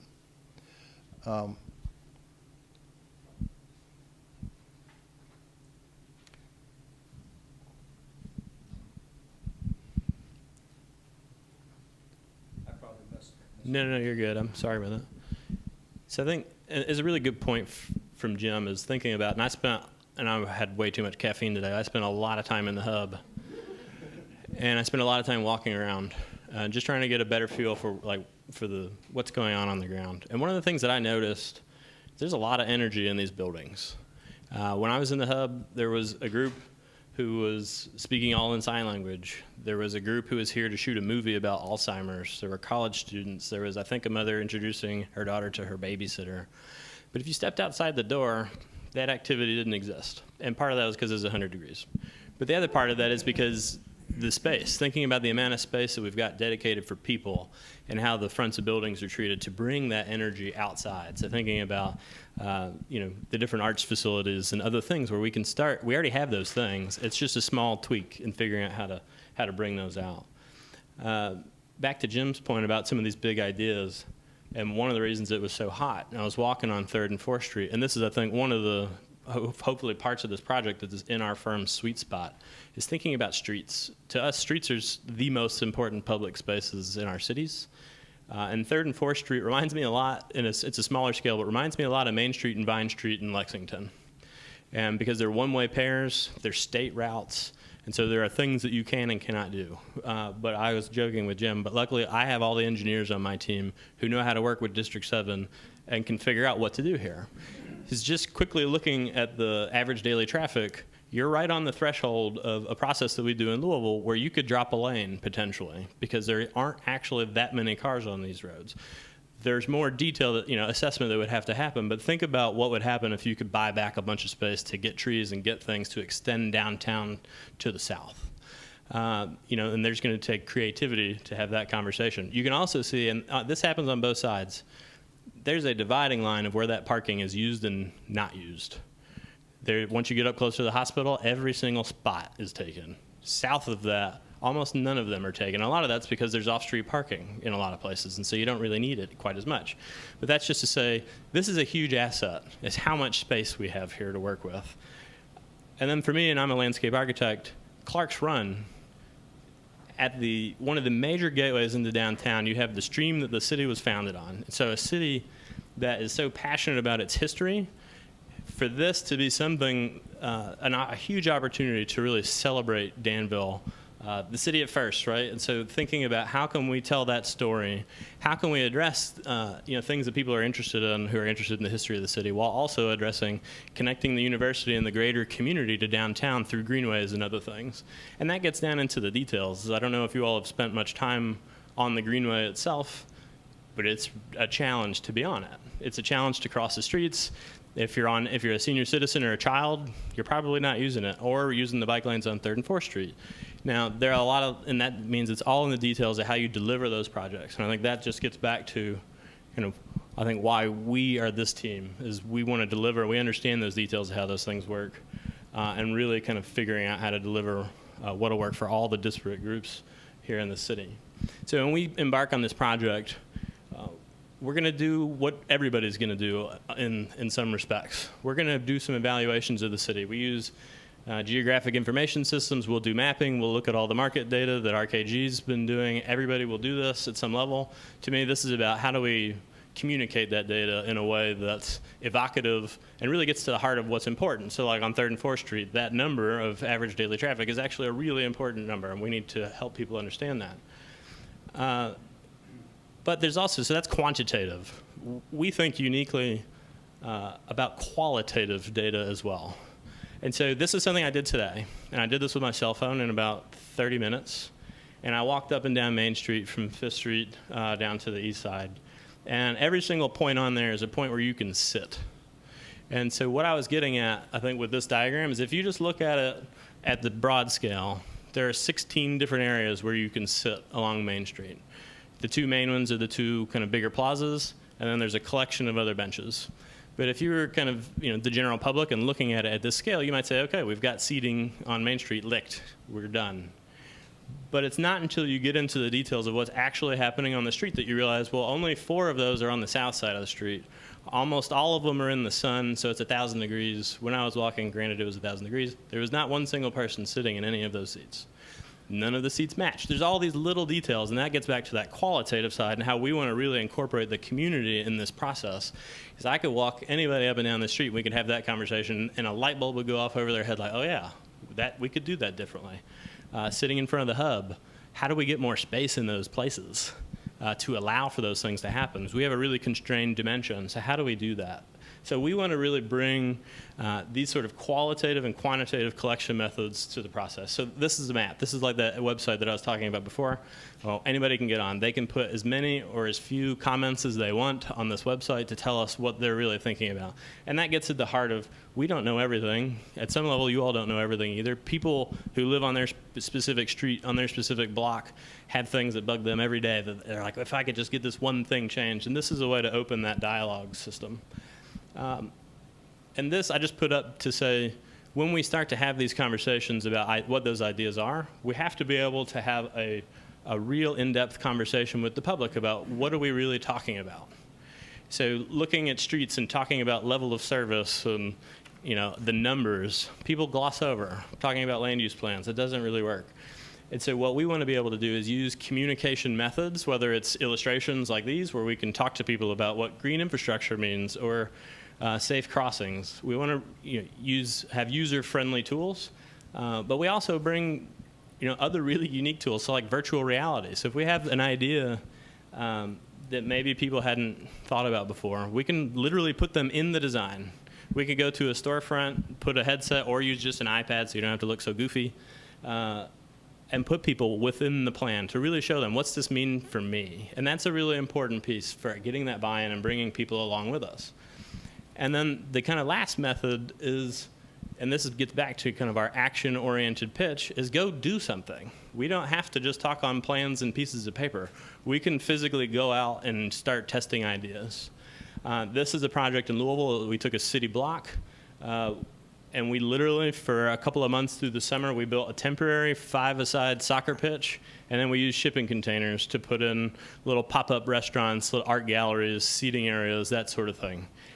A low-cost investment to really show people what's possible. And you could do this at any scale. You could do this on that one little corner in front of the hub, or we could go over to the community theater with that big parking lot and do something bigger there, right?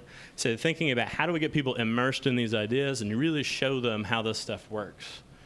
And then in the end, back to Jim's, I think, and our entire hook is this isn't about giving you a report and working for you for, whatever it is, 6 months or a year or however long we want to work together, and giving you a piece of paper at the end.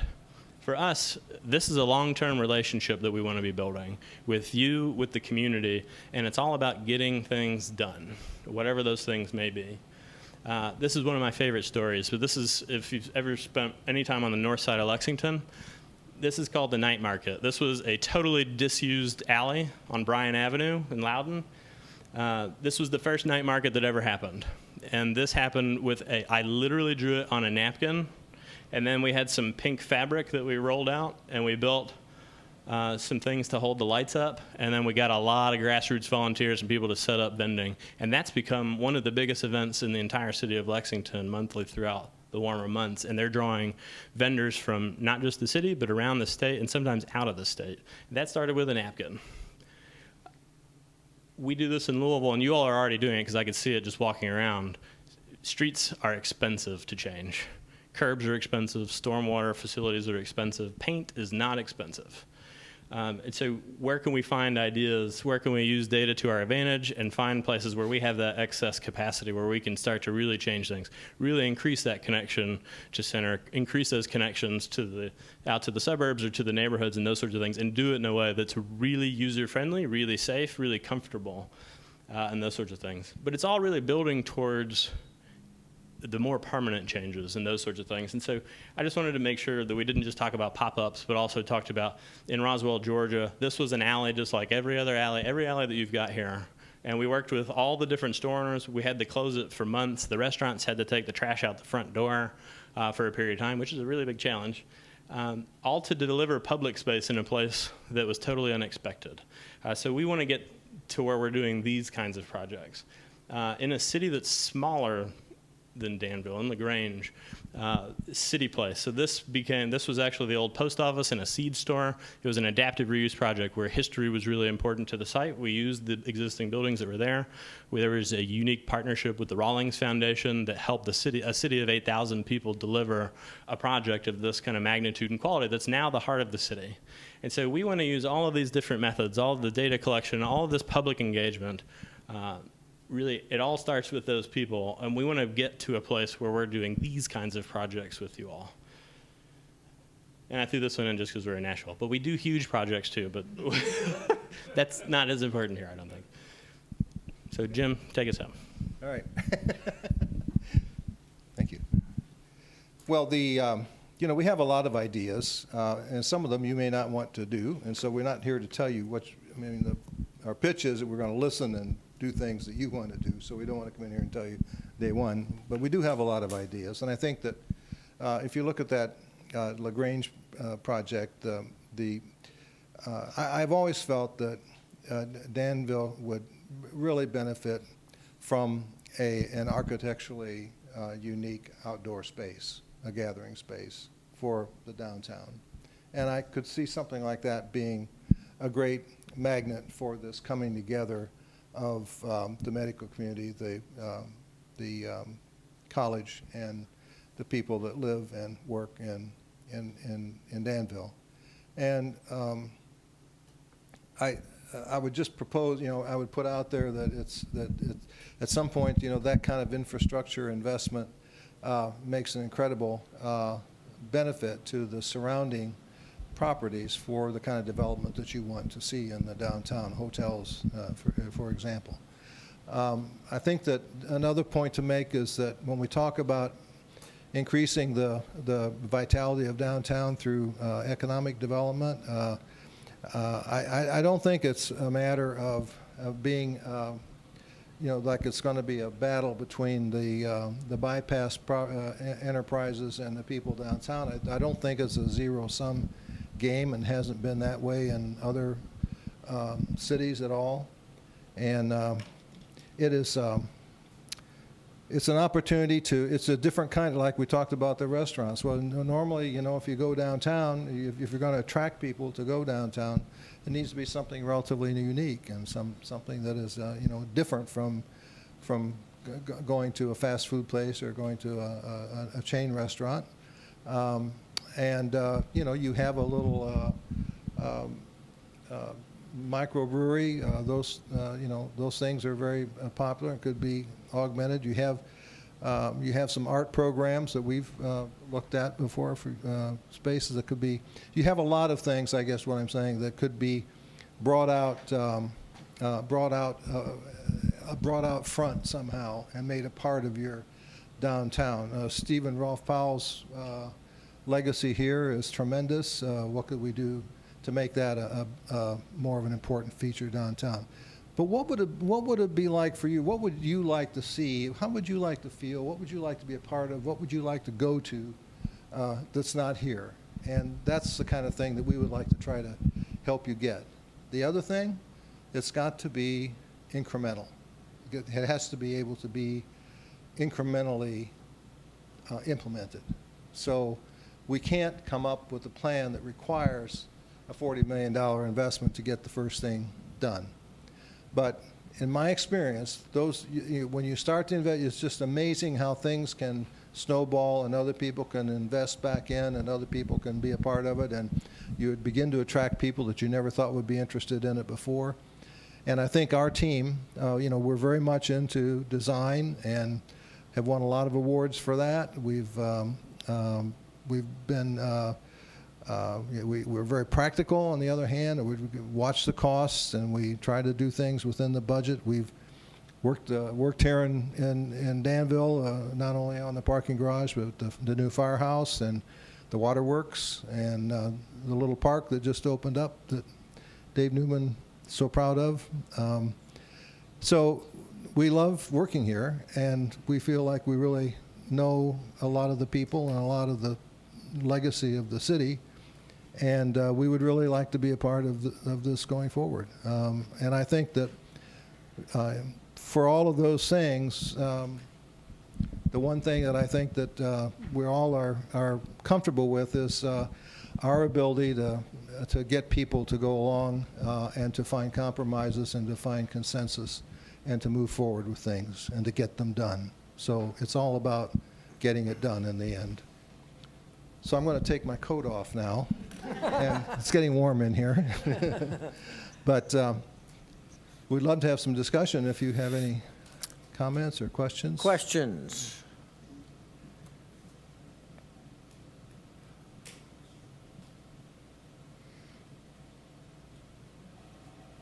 Here. Here's yours. I don't know what's wrong with my microphone. Would we continue to see your all's faces? And you would actually be doing the work and engaging the community? It would actually be you all? It would be, plus some other people, but yeah, Okay. we would be leading the charge. Dave would be the project manager for Bravura. I would be kind of in charge of the design and issues management with Gresham and Smith, and Dave would be coordinating RKG and the Robert Pass's work. But yes, I mean, you see Dave all the time down here. When we were working on projects before, I was down here a lot of the times, and was very involved in the waterworks. And so you have a lot of these wonderful opportunities and resources that just get overlooked sometimes. And it's just like that little park. I mean, I think that's going to be an amazing little feature for the town. I think you're going to have to build a lot more parking out there before it's over to take care of it. How do you get the property owners to... How do we what? How do you get the property owners to buy in? Well, I'll let you talk too, but I think the whole idea is that getting everybody to be a part of going through the process and getting them to understand the value and making deals. I mean, basically, there's got to be something in it for everybody. And you can talk about, let's just talk about an example maybe that, there's a lot of surface parking in areas that we probably don't want to keep surface parking. And we want to get that developed and create, do some public spaces and do some private building development and so forth. Well, the hospital has a big need for parking, and they can't just back away and give you that property. So we have to find ways to swap or ways to do joint projects where we build another deck or we do something, to solve that problem and have everybody be a part of that solution. I mean, that's the only way you just can't beat people over the head, and you don't want to use eminent domain for anything. And so you've got to be coercive, and you got to show people. I think that's, if it's a big plan, it's exciting, and it's something that they can be proud of, it's much more possible to get them to go along than if it's mundane and not. Isn't that true with everything? I mean, it's just, everybody likes a winner, And do you have anything, Dan? Yeah, I got a couple things. So for me, the conversations are going to be different depending on what we're talking about. If we're talking about a street or a development, right? Some of that, to me, all boils down, and this is why I think everything starts with people. Process is so important to the success of this effort. Is when people aren't bought in, it's because they're scared. They have a fear of something. And that fear is change. And the fear is, I have a successful business. If I lose that one parking spot or add a tree here and you can't see my sign anymore, my livelihood is now gone. And so we have to come up with creative ways, not just to engage people and ask them what they'd like to see, but to show them that that'll work and what those changes will ultimately mean. We can do that with illustrations. We can do it with test case studies. We've done things in Louisville. One of the, I think, coolest things that we've done that costs almost nothing is an event called Cycluvia. And what we've done, and you all have groups here that if they aren't already doing it would be totally into it, we close a street down, a segment of street for a day, for a Saturday afternoon, only to bikes and walking. And it's an experience unlike any other. If you've spent time there, Frankfurt Avenue, Bardstown Road, some of the most kind of heavily trafficked roadways, and the businesses there had the same fear. Well, if you take away cars and parking, how am I going to get business? What ends up happening is 10 times more people come down and use the street, and their business increases. So now they love that event. And so I think that gets down to whether you're doing it at the scale of an entire corridor or you're talking about just for one day or one weekend in front of the hub. I just keep using the hub because I was there all day. We're going to take that parking spot and we're going to turn it into a place where people can sit, or we're going to add planting and bike racks and just see what happens in a way that there's no risk for anyone, because we can just pull that back up the next day if it doesn't work. And so I think figuring out, this is all about kind of balancing our risk with the level of investment, and we can do that at any scale. And I think we feel very comfortable with doing that, and with doing that with the different agencies and folks who have to be involved. How do you do that on a state route, right? There's complications with that, but we've done those sorts of things, as you could see in some of those projects. And I think that's the way to do it, is kind of this mixture of what's in it for people. So how can we say, we're going to help elevate, we want you to succeed, and this is something we think is additive, and then show them how to do it and bring everybody with us. And in some cases, they might not like it, and then that's great. We didn't make a huge investment. We can go try a different thing. So I think that's big, and that, again, it's just hand in hand with everyone kind of moving forward in a direction together.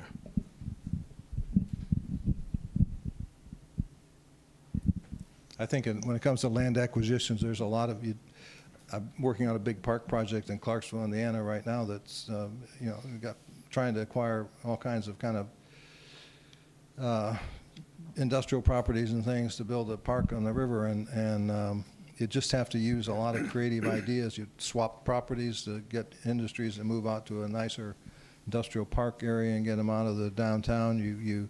Some properties you can relieve people of some serious environmental problems, because cities have an opportunity to come into that chain of ownership and solve some of those problems that an individual owner would have in actually having maybe negative value in his property. And there's just all kinds. You just have to be open to a little bit of everything and listening what people want to have happen. I think the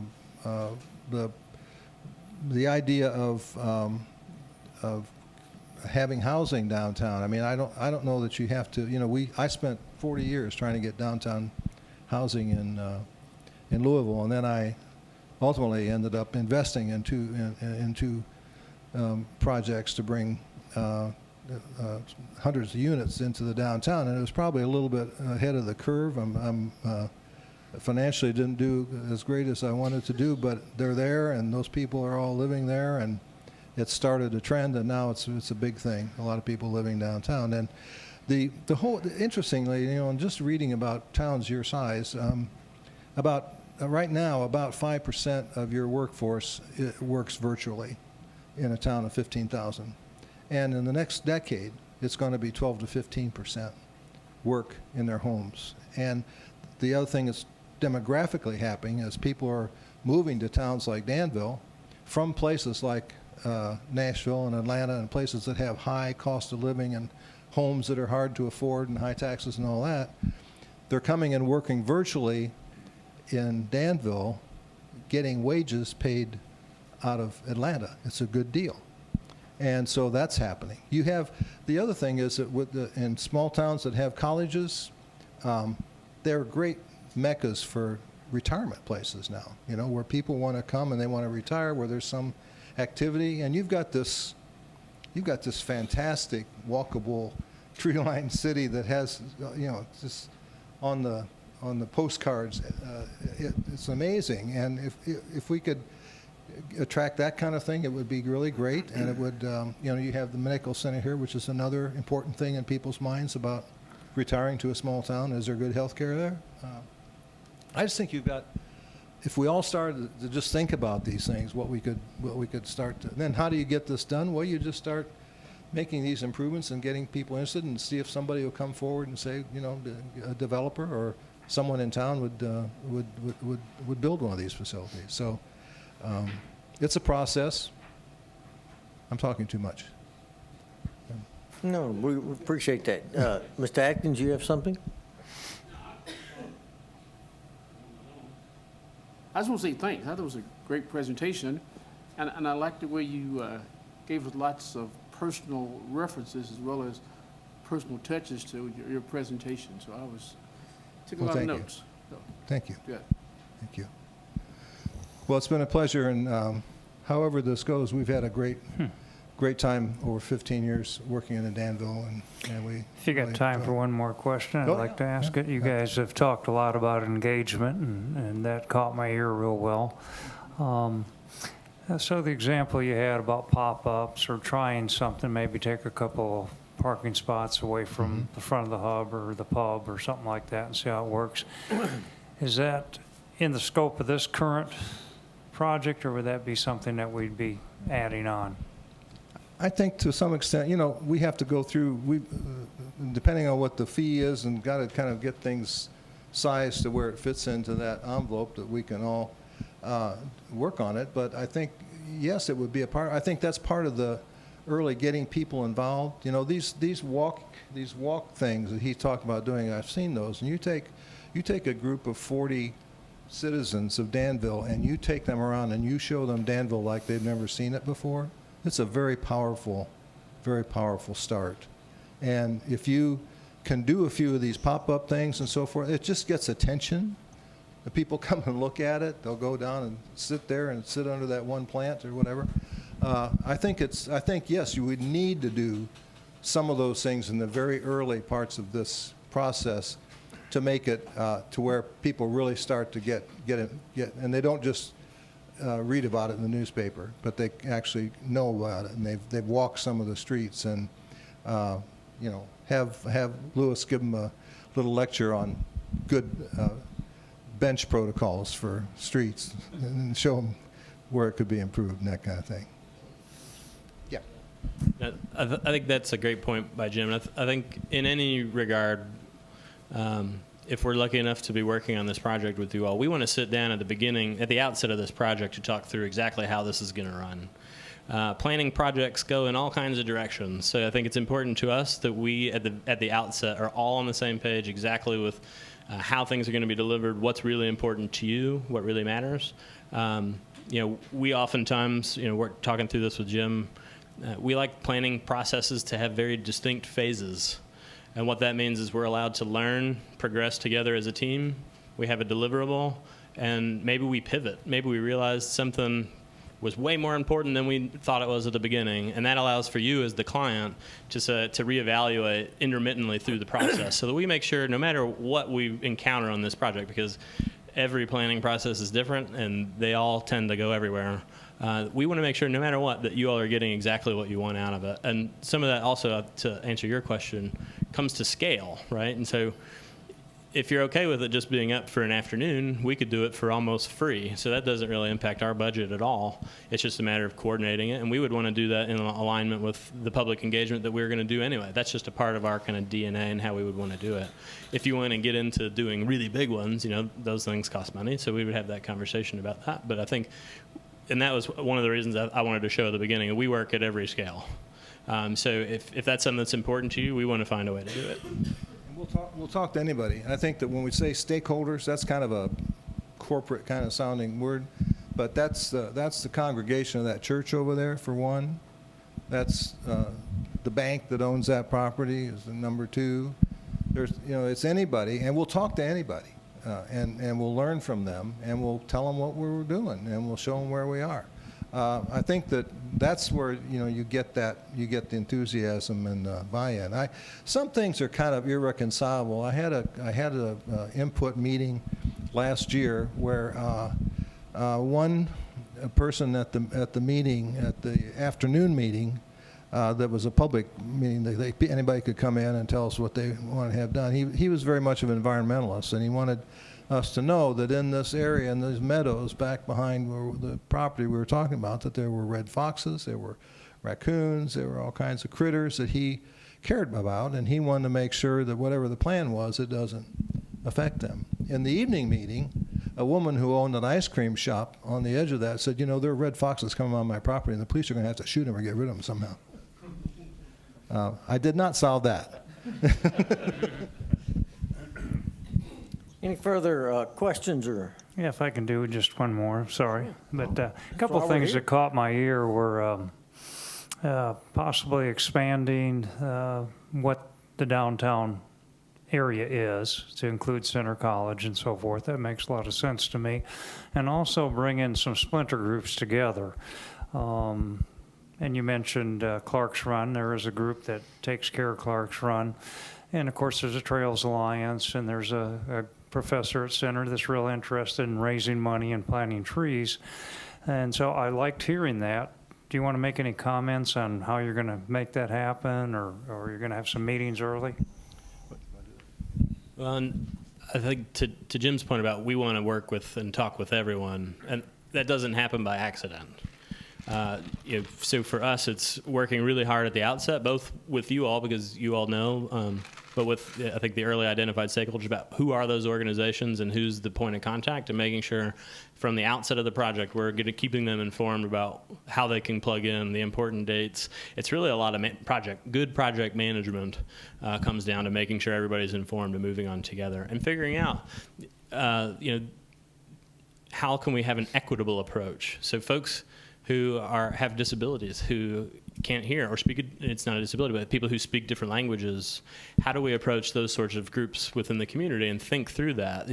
I think it's important to us as a firm that everybody is able to kind of engage in this process, and that we're bringing kind of those threads forward, because that's who's here. So we want to work with you all to identify those groups and hit the pavement, right? So the bike advocacy folks, and they have friends who are, with the creek groups, and really it's a grassroots and a grass tops. We want to get everybody kind of going together. The other idea about bringing people into a bigger plan, those folks, in their mind, they want to make that trail somewhat better, and they want to plant some trees. That doesn't maybe stir everybody's blood in town, okay, or in general. But if you put that together with some other big ideas, and you said, okay, that'll be a part of this connectivity, and what we'll do is we also have some people that want to have a 1 mile measured recreational aerobic walking path that goes from the downtown out through that area, and that trail along Clark's Run would be part of that. And it would not be just a matter of a few trees and a little bit of improvement on the pavement, we would actually make it a big deal and landscape it wonderfully and create places that you could stop and have seating. And that's the idea that you're making the life in the town a lot better by creating these things that maybe bring the the creek preservation people together, the YMCA together, I don't know who all the partners are and something like that, but it could be 4 or 5 different groups get interested in getting something like that done, and they can get it done, whereas one by themselves can only appeal to a small group of supporters. Just one more thing, a tried and true method of doing that is, and I'm a Twitter guy, and Danville Twitter accounts were fantastic, by the way. I was like totally blown away, both from the chamber and the city perspective. But it became really clear there's a lot going on. Festivals, the things that were happening on 2nd Street not too long ago, the barbecue festival, and all of those things that are going on. So going to where people already are is a huge piece of that. And we don't have to spend time organizing those events. We just want to show up and network and make sure we're capitalizing on that energy that's already there. That's something that we do on every project. That's a really important piece of making sure you're getting the message out to a lot of different folks. Anyone else? Gentlemen, thank you for your time and your interest, and safe travels on your way back. Thank you all so much. Thank you.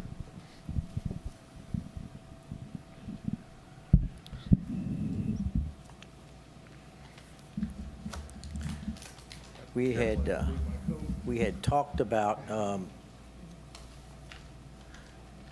after tonight getting together and trying to come to some conclusion. Is that still the sentiment?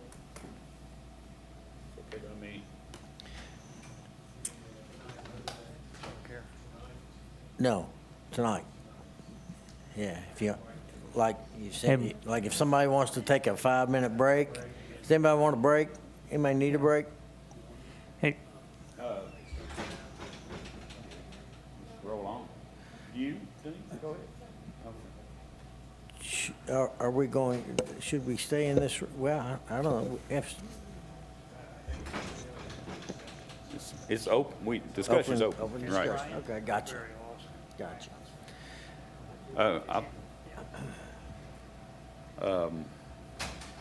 When I came in, I had one thing on my mind. I thought that it would take a lot to beat the Walker Collaborative that we heard the other day, but I'll tell you, Bravura really impressed the heck out of me. And it's just well, exactly what, it's not one particular thing, but they sold me on trying to reach as many people as they can, and the ideas they've had that have cost nothing, that seem to take people to where they haven't been before, and I don't know, they were impressive to me, and I would kind of be leaning that way right now, personally.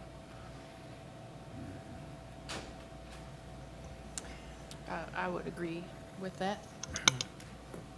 so Mayor, if I could, we're going to discuss this tonight. Got a couple of people that I think are stakeholders, and I asked Earl to bring Brian back. He's invested, or going to invest. I'll buy you a hamburger. Yeah. So there was 3 or 4 people, I think, that have attended, all of them that aren't part of the city commission. You can tell me if you don't want me to ask their opinion or not, but I wanted to ask the opinion of Brian and our planning and zoning first. But since I brought you back, I'm sorry. How did you feel about these 3 groups? Where would you rank them? Well, I mean, when I look at, right, I'm going through an RFP process now with architects for a big project, right? So But you just got through with the master plan, too. Just got through the master plan, we made it competitive, we brought in firms, we've done that with Owen Hall, we did that with the Reds Hall project. So I think you gotta look at a lot of different things, right? You can't just look at the presentation, some people are more nervous, you gotta look at the material. Based on the material and the detail of homework that was done, I would say this second firm kind of stuck out. They thought about a lot of different things. I should have said, first of all, they're all qualified, right? That's right. It's all about fit and who you want to work with them.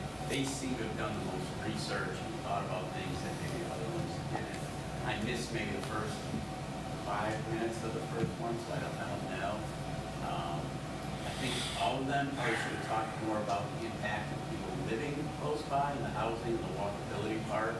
So I think they all kind of missed the boat on that one. But the only reason I say the second one is because they had a lot of additional detail in the first one, if there's an opinion. But I think they'd all be good to work with. And I don't know, and I'm also the one who just last week or something said, pick the best one, money shouldn't be the issue or something like that. And I don't know who's the most. Well, and if you look at the money, it's pretty much the same across the board. It's pretty Yeah, I didn't look at the money, yeah. Yeah, so, And I'd like, the second one, they talked a lot about the college town. We're kind of not a college town. We have a college. It's not your typical college town for lots of reasons. And it could be more of a college town where the parents, family, alumni are coming back a lot more than they do. They don't. They come just for an event and they leave. Part of that is the downtown. Mr. Hunter, you have any comments? Well, thank you. I think what's interesting in all of them, in my experience, there was one referenced up there that I participated in, is the reality is the city's got to be all in as a developer. That's something maybe new. You talk about how you acquire properties. I know exactly how you acquire properties. You got to go out and get them. You got to flip them. You got to give them to folks. If you want to get housing, targeted housing, for example, you got to go out, the city's got to go out and figure out how to get it, hand it to a developer, because these folks aren't going to come in and develop in the community and invest. They're going to invest their money, but they're going to be looking for handouts, just like we do in economic development on the industrial side. That's how this works in downtown redevelopment. So the city's got to be all in on, it's going to cost money. You've got to be in the property acquisition business to get these things implemented. So all of them, I think, are going in the right direction. It really comes back to the city's, this is a big investment, this is a big project. That's it. Good night, everybody. If you guys are comfortable with it, I think all the plans are taking us to the right place. As long as they give us a strategy, just, the economic side of it. The last firm, I actually like the last firm fairly well. The RKG component, again, I was involved with them. They missed their target on our plan. We had to go back and build a second plan. And then the strategy really, the city really just took it over and made it work. And I go back and think about the downtown master plan. The city put $100 million investment in to get the other $400 million. They did all the first part. And the original plan sort of showed us how dominoes would work. They didn't work out that way. And the city had to be vested to say, look, we're going to go and prime the pump, acquire the properties, flip them to developers, build the ballpark, build the parking structure, change the streets, put in, basically everything. And then everything kind of fell into place after that. But the RKG document that they referenced that we did was actually an architectural plan, and the downtown master plan was done by Louis and Kiss. So it was actually two components, and it totally missed the mark, but it was enough for the city to really understand, hey, we're still all in the development business, and we just plowed through it. So I like their approach, their knowledge of Danville.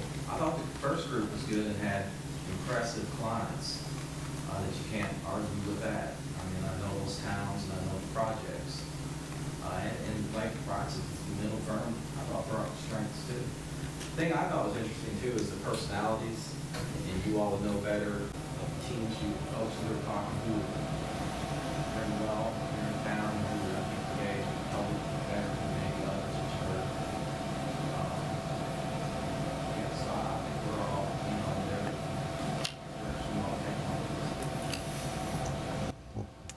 I want to thank you guys for your comments and my fellow commissioners for allowing me to ask them. The other two folks that were on my list were city manager / city engineer, comments from them, and then CVB, who has left, just because they sat through all three. And I think what these three groups brought to us was getting input, and so that's what I'm doing.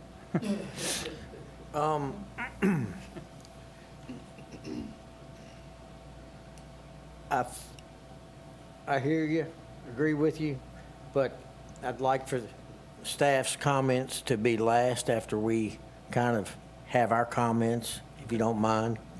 Because they may, you know, we listen to staff pretty heavily. And then if you want me to, then I can be quiet for a while. But Kevin made his comment. I actually will stay number one with Bravura as well.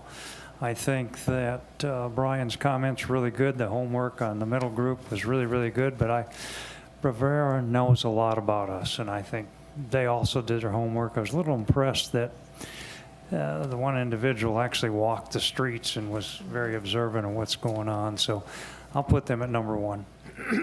I would agree because to me, they will be able to reach different generations. They're using the technology to engage people, but they're also using good old fashioned pounding the streets to engage people, doing temporary setups to let people see what could be possible.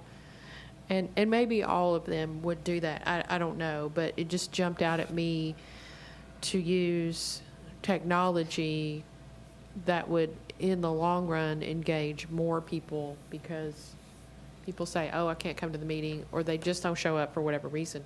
But if you send them something online, or they can log into a website, they're going to take 5 minutes to do that. And they can do that from anywhere. So I feel like they have a more diverse point of view from different generations to help guide us on where we need to go. Mr. Atkins, or would you prefer I go? You go. Well, I'm kind of at the eeny, meeny, miny, mo stage. And just taking them in the order on our page, I think the most impressive thing about the Walker Group was their credentials. I've seen some of their work down in Nashville, and it's refreshing, and you can't argue with their success. I liked the individuals involved. I liked their style. It was informative, but it was light. It was airy. But the main thing I go back to on this, and I'm going to talk about all three of them, because at this point, really, it's eeny, meeny, miny, mo for me. I'll talk about city visions. They did do their homework, and that was pretty doggone obvious. I liked some of their creative designs. Their projects, I think, were of all, well, we didn't, they would have to be second to Walker in terms of their projects, but their projects were just pretty doggone unbelievable, I thought. I like the creativity of creating a handout for everybody, to give everybody buy-in on what's the vision here.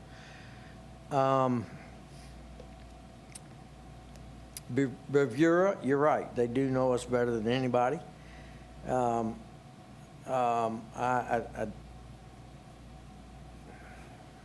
Anybody we get, we're going to hand them our RKG study. So that's kind of a push for me. They do know the community well. But that also takes me back to Walker. Maybe it's time for a fresh set of eyes. And I'm not saying Walker's my choice. I'm just, like I said, I'm eeny, meeny, miny, mo. Because they all have their strengths in different ways. Wow. Now, you make the decision. You want me to make the decision? Okay, I'll make a motion to adjourn. Oh. No, no, just kidding. I really came in after Monday and just said, well, somebody's got to really knock the I can't use for the ones that knocked something off of me. No, I don't was gonna talk say- about that. I wasn't No, gonna say please that, don't. that's right, to make me change, but,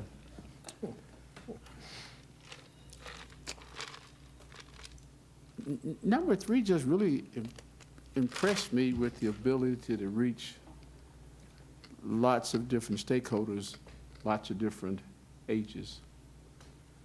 I don't know why, but they did. And I was almost getting ready to say the young man, Lewis? was it Lewis Johnson? Yeah. Yeah, I just say, well, we find him a job here in Danville and Boca, just keep him here, you know, because he had lots and lots of creative, well, you know, again, I guess they all do. So really, I'm okay with the end of the three. I told you all that after studying the paperwork, I was found into the three. I thought one would rise to the top that would make all you all say, whoa, that's the one. And Monday, I thought I had the one, but now, the first one really hasn't done any work inside Danville and Boca County. Is that right? No, they haven't. And frankly, they, if I'm misspeaking, Ron, I know you'll correct me, but my understanding is they didn't even receive an RFP, but somebody handed that to them. And they decided you know what, we want to go for this. Yeah, they really stressed the importance to them personally about working in Danville for some reason. Danville was a great place that they wanted to work, so. But, Well, I would like to make another comment in that they are all very qualified. oh, yeah. However, from what I saw Monday and today, I think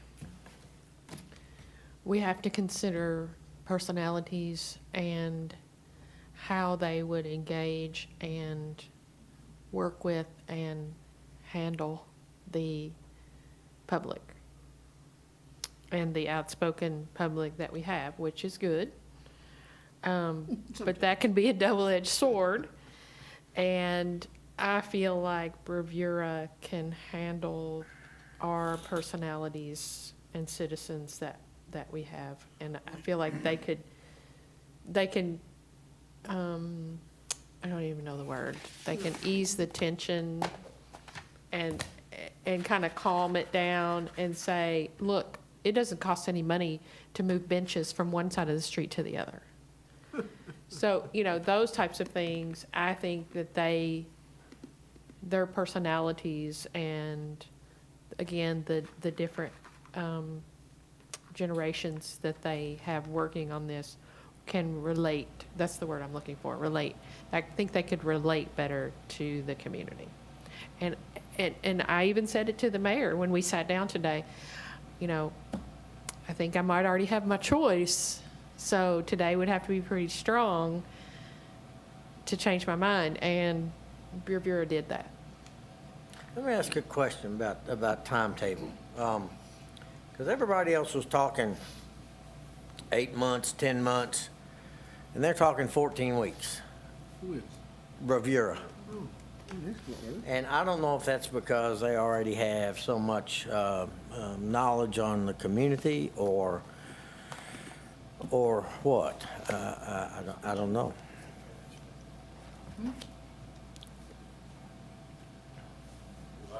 Wow. Thank you. Thank you. Enjoy your Mountain Dews. You just say no thank you. He didn't give us any. Yeah, it could be, Mayor, because, and Earl might answer that, I mean, they've done so many projects for us that they've had their feet here, and they're somewhat local in terms of being Louisville and Lexington and doing a lot of work for them. I will make a quick comment. I really did like the Walker group as well. And I liked when going to Commissioner Terry's comments about engaging. I thought all four of those folks are very engaging, and I thought it might be a nice fresh look. But as you also commented, Bravura has a lot of knowledge base about this town, and I think that was really kind of tipping the scale for me. And I agree with you completely about a fresh set of eyes and not going back to the same watering hole all the time. But I think I think Bravura, they convinced me today that they're the one. That's my vote.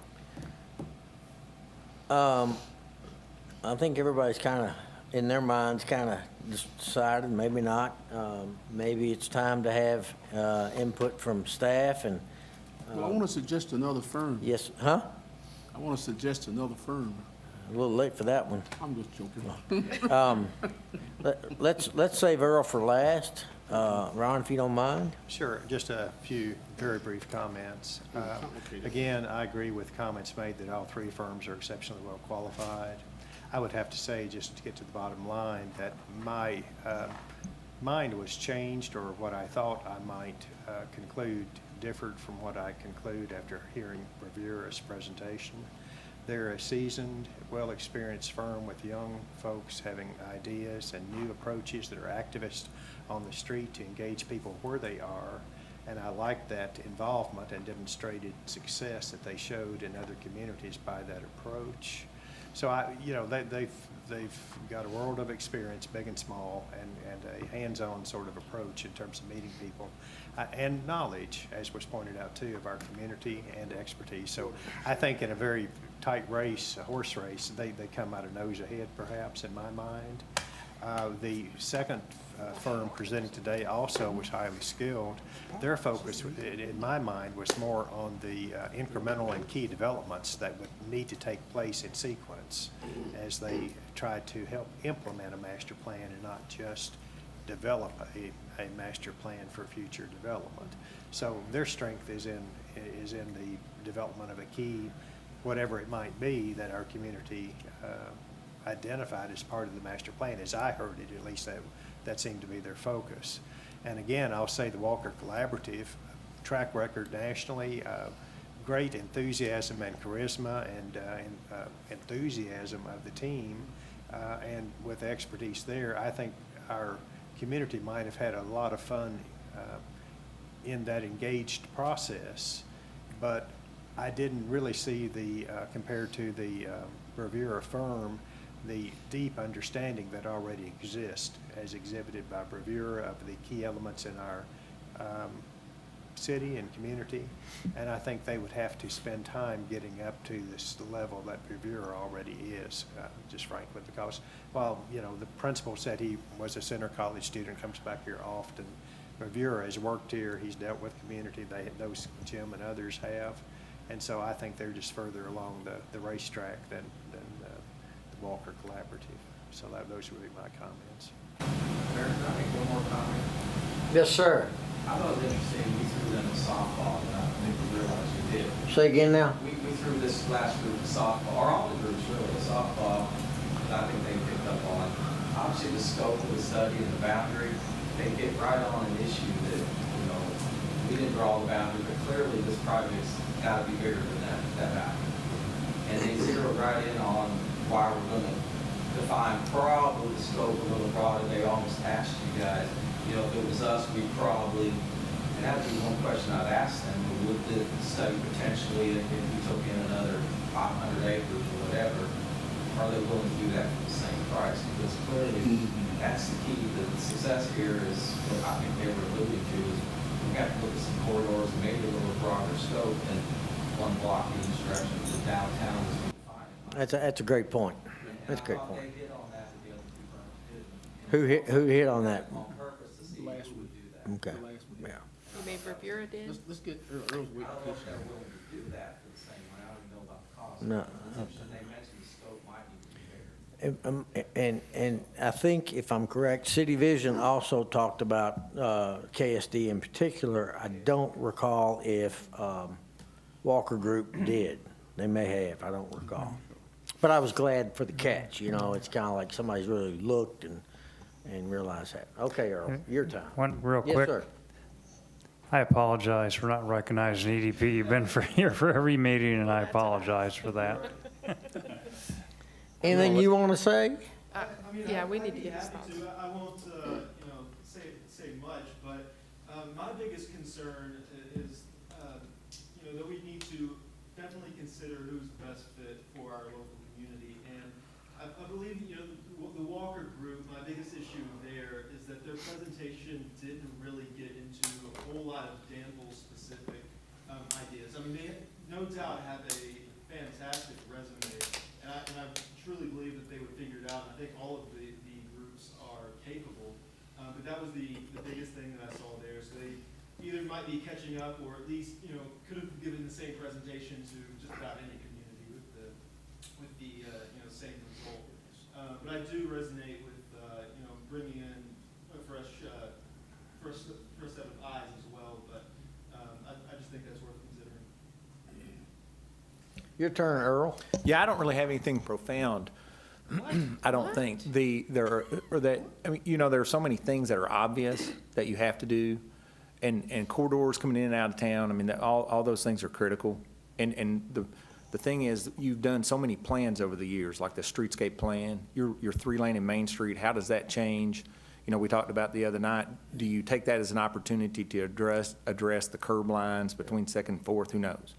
And you got all the property, but I think most importantly, when you dial into it, is communication with the people in town and how they're going to be able to integrate the various personalities that try to control things and try to want to participate and do the things they do. And so, I mean, I don't know. I felt like it's to me, it comes back to that communication. I do think that the Walker Collaborative was sound. I think City Visions is very sound in their reasoning and the things they talk about. It's just not about flipping property. I think that's misunderstood. It's not just about land use. I think that's misunderstood. It is about how you help the idea of town grow a little bit, and I think that some of that visioning came out a little bit, just in the way Bravura did that. And I don't want to seem like that I have a preference necessarily, because I think all three of them can do a good job. I don't think picking Bravura is a problem at all. I think they would be successful, and I think ultimately the driver may be who communicates the best with the citizens, who can pull that together, who can communicate with the widest range of people that's going to walk through the door. And to me, that would be my the thing that tips me over the edge is who I really felt like could do that. And you guys have had no problems with working with Bravura in the past? No, I haven't, no. I will say that, for example, the splash pad, that was Dave's idea. And his indication was that you need that at that location, not just you need a splash pad in town. It needs to be at that location for the education component, for all those things. It's going to be a natural hub for kids, and it kind of is, and it's going to be.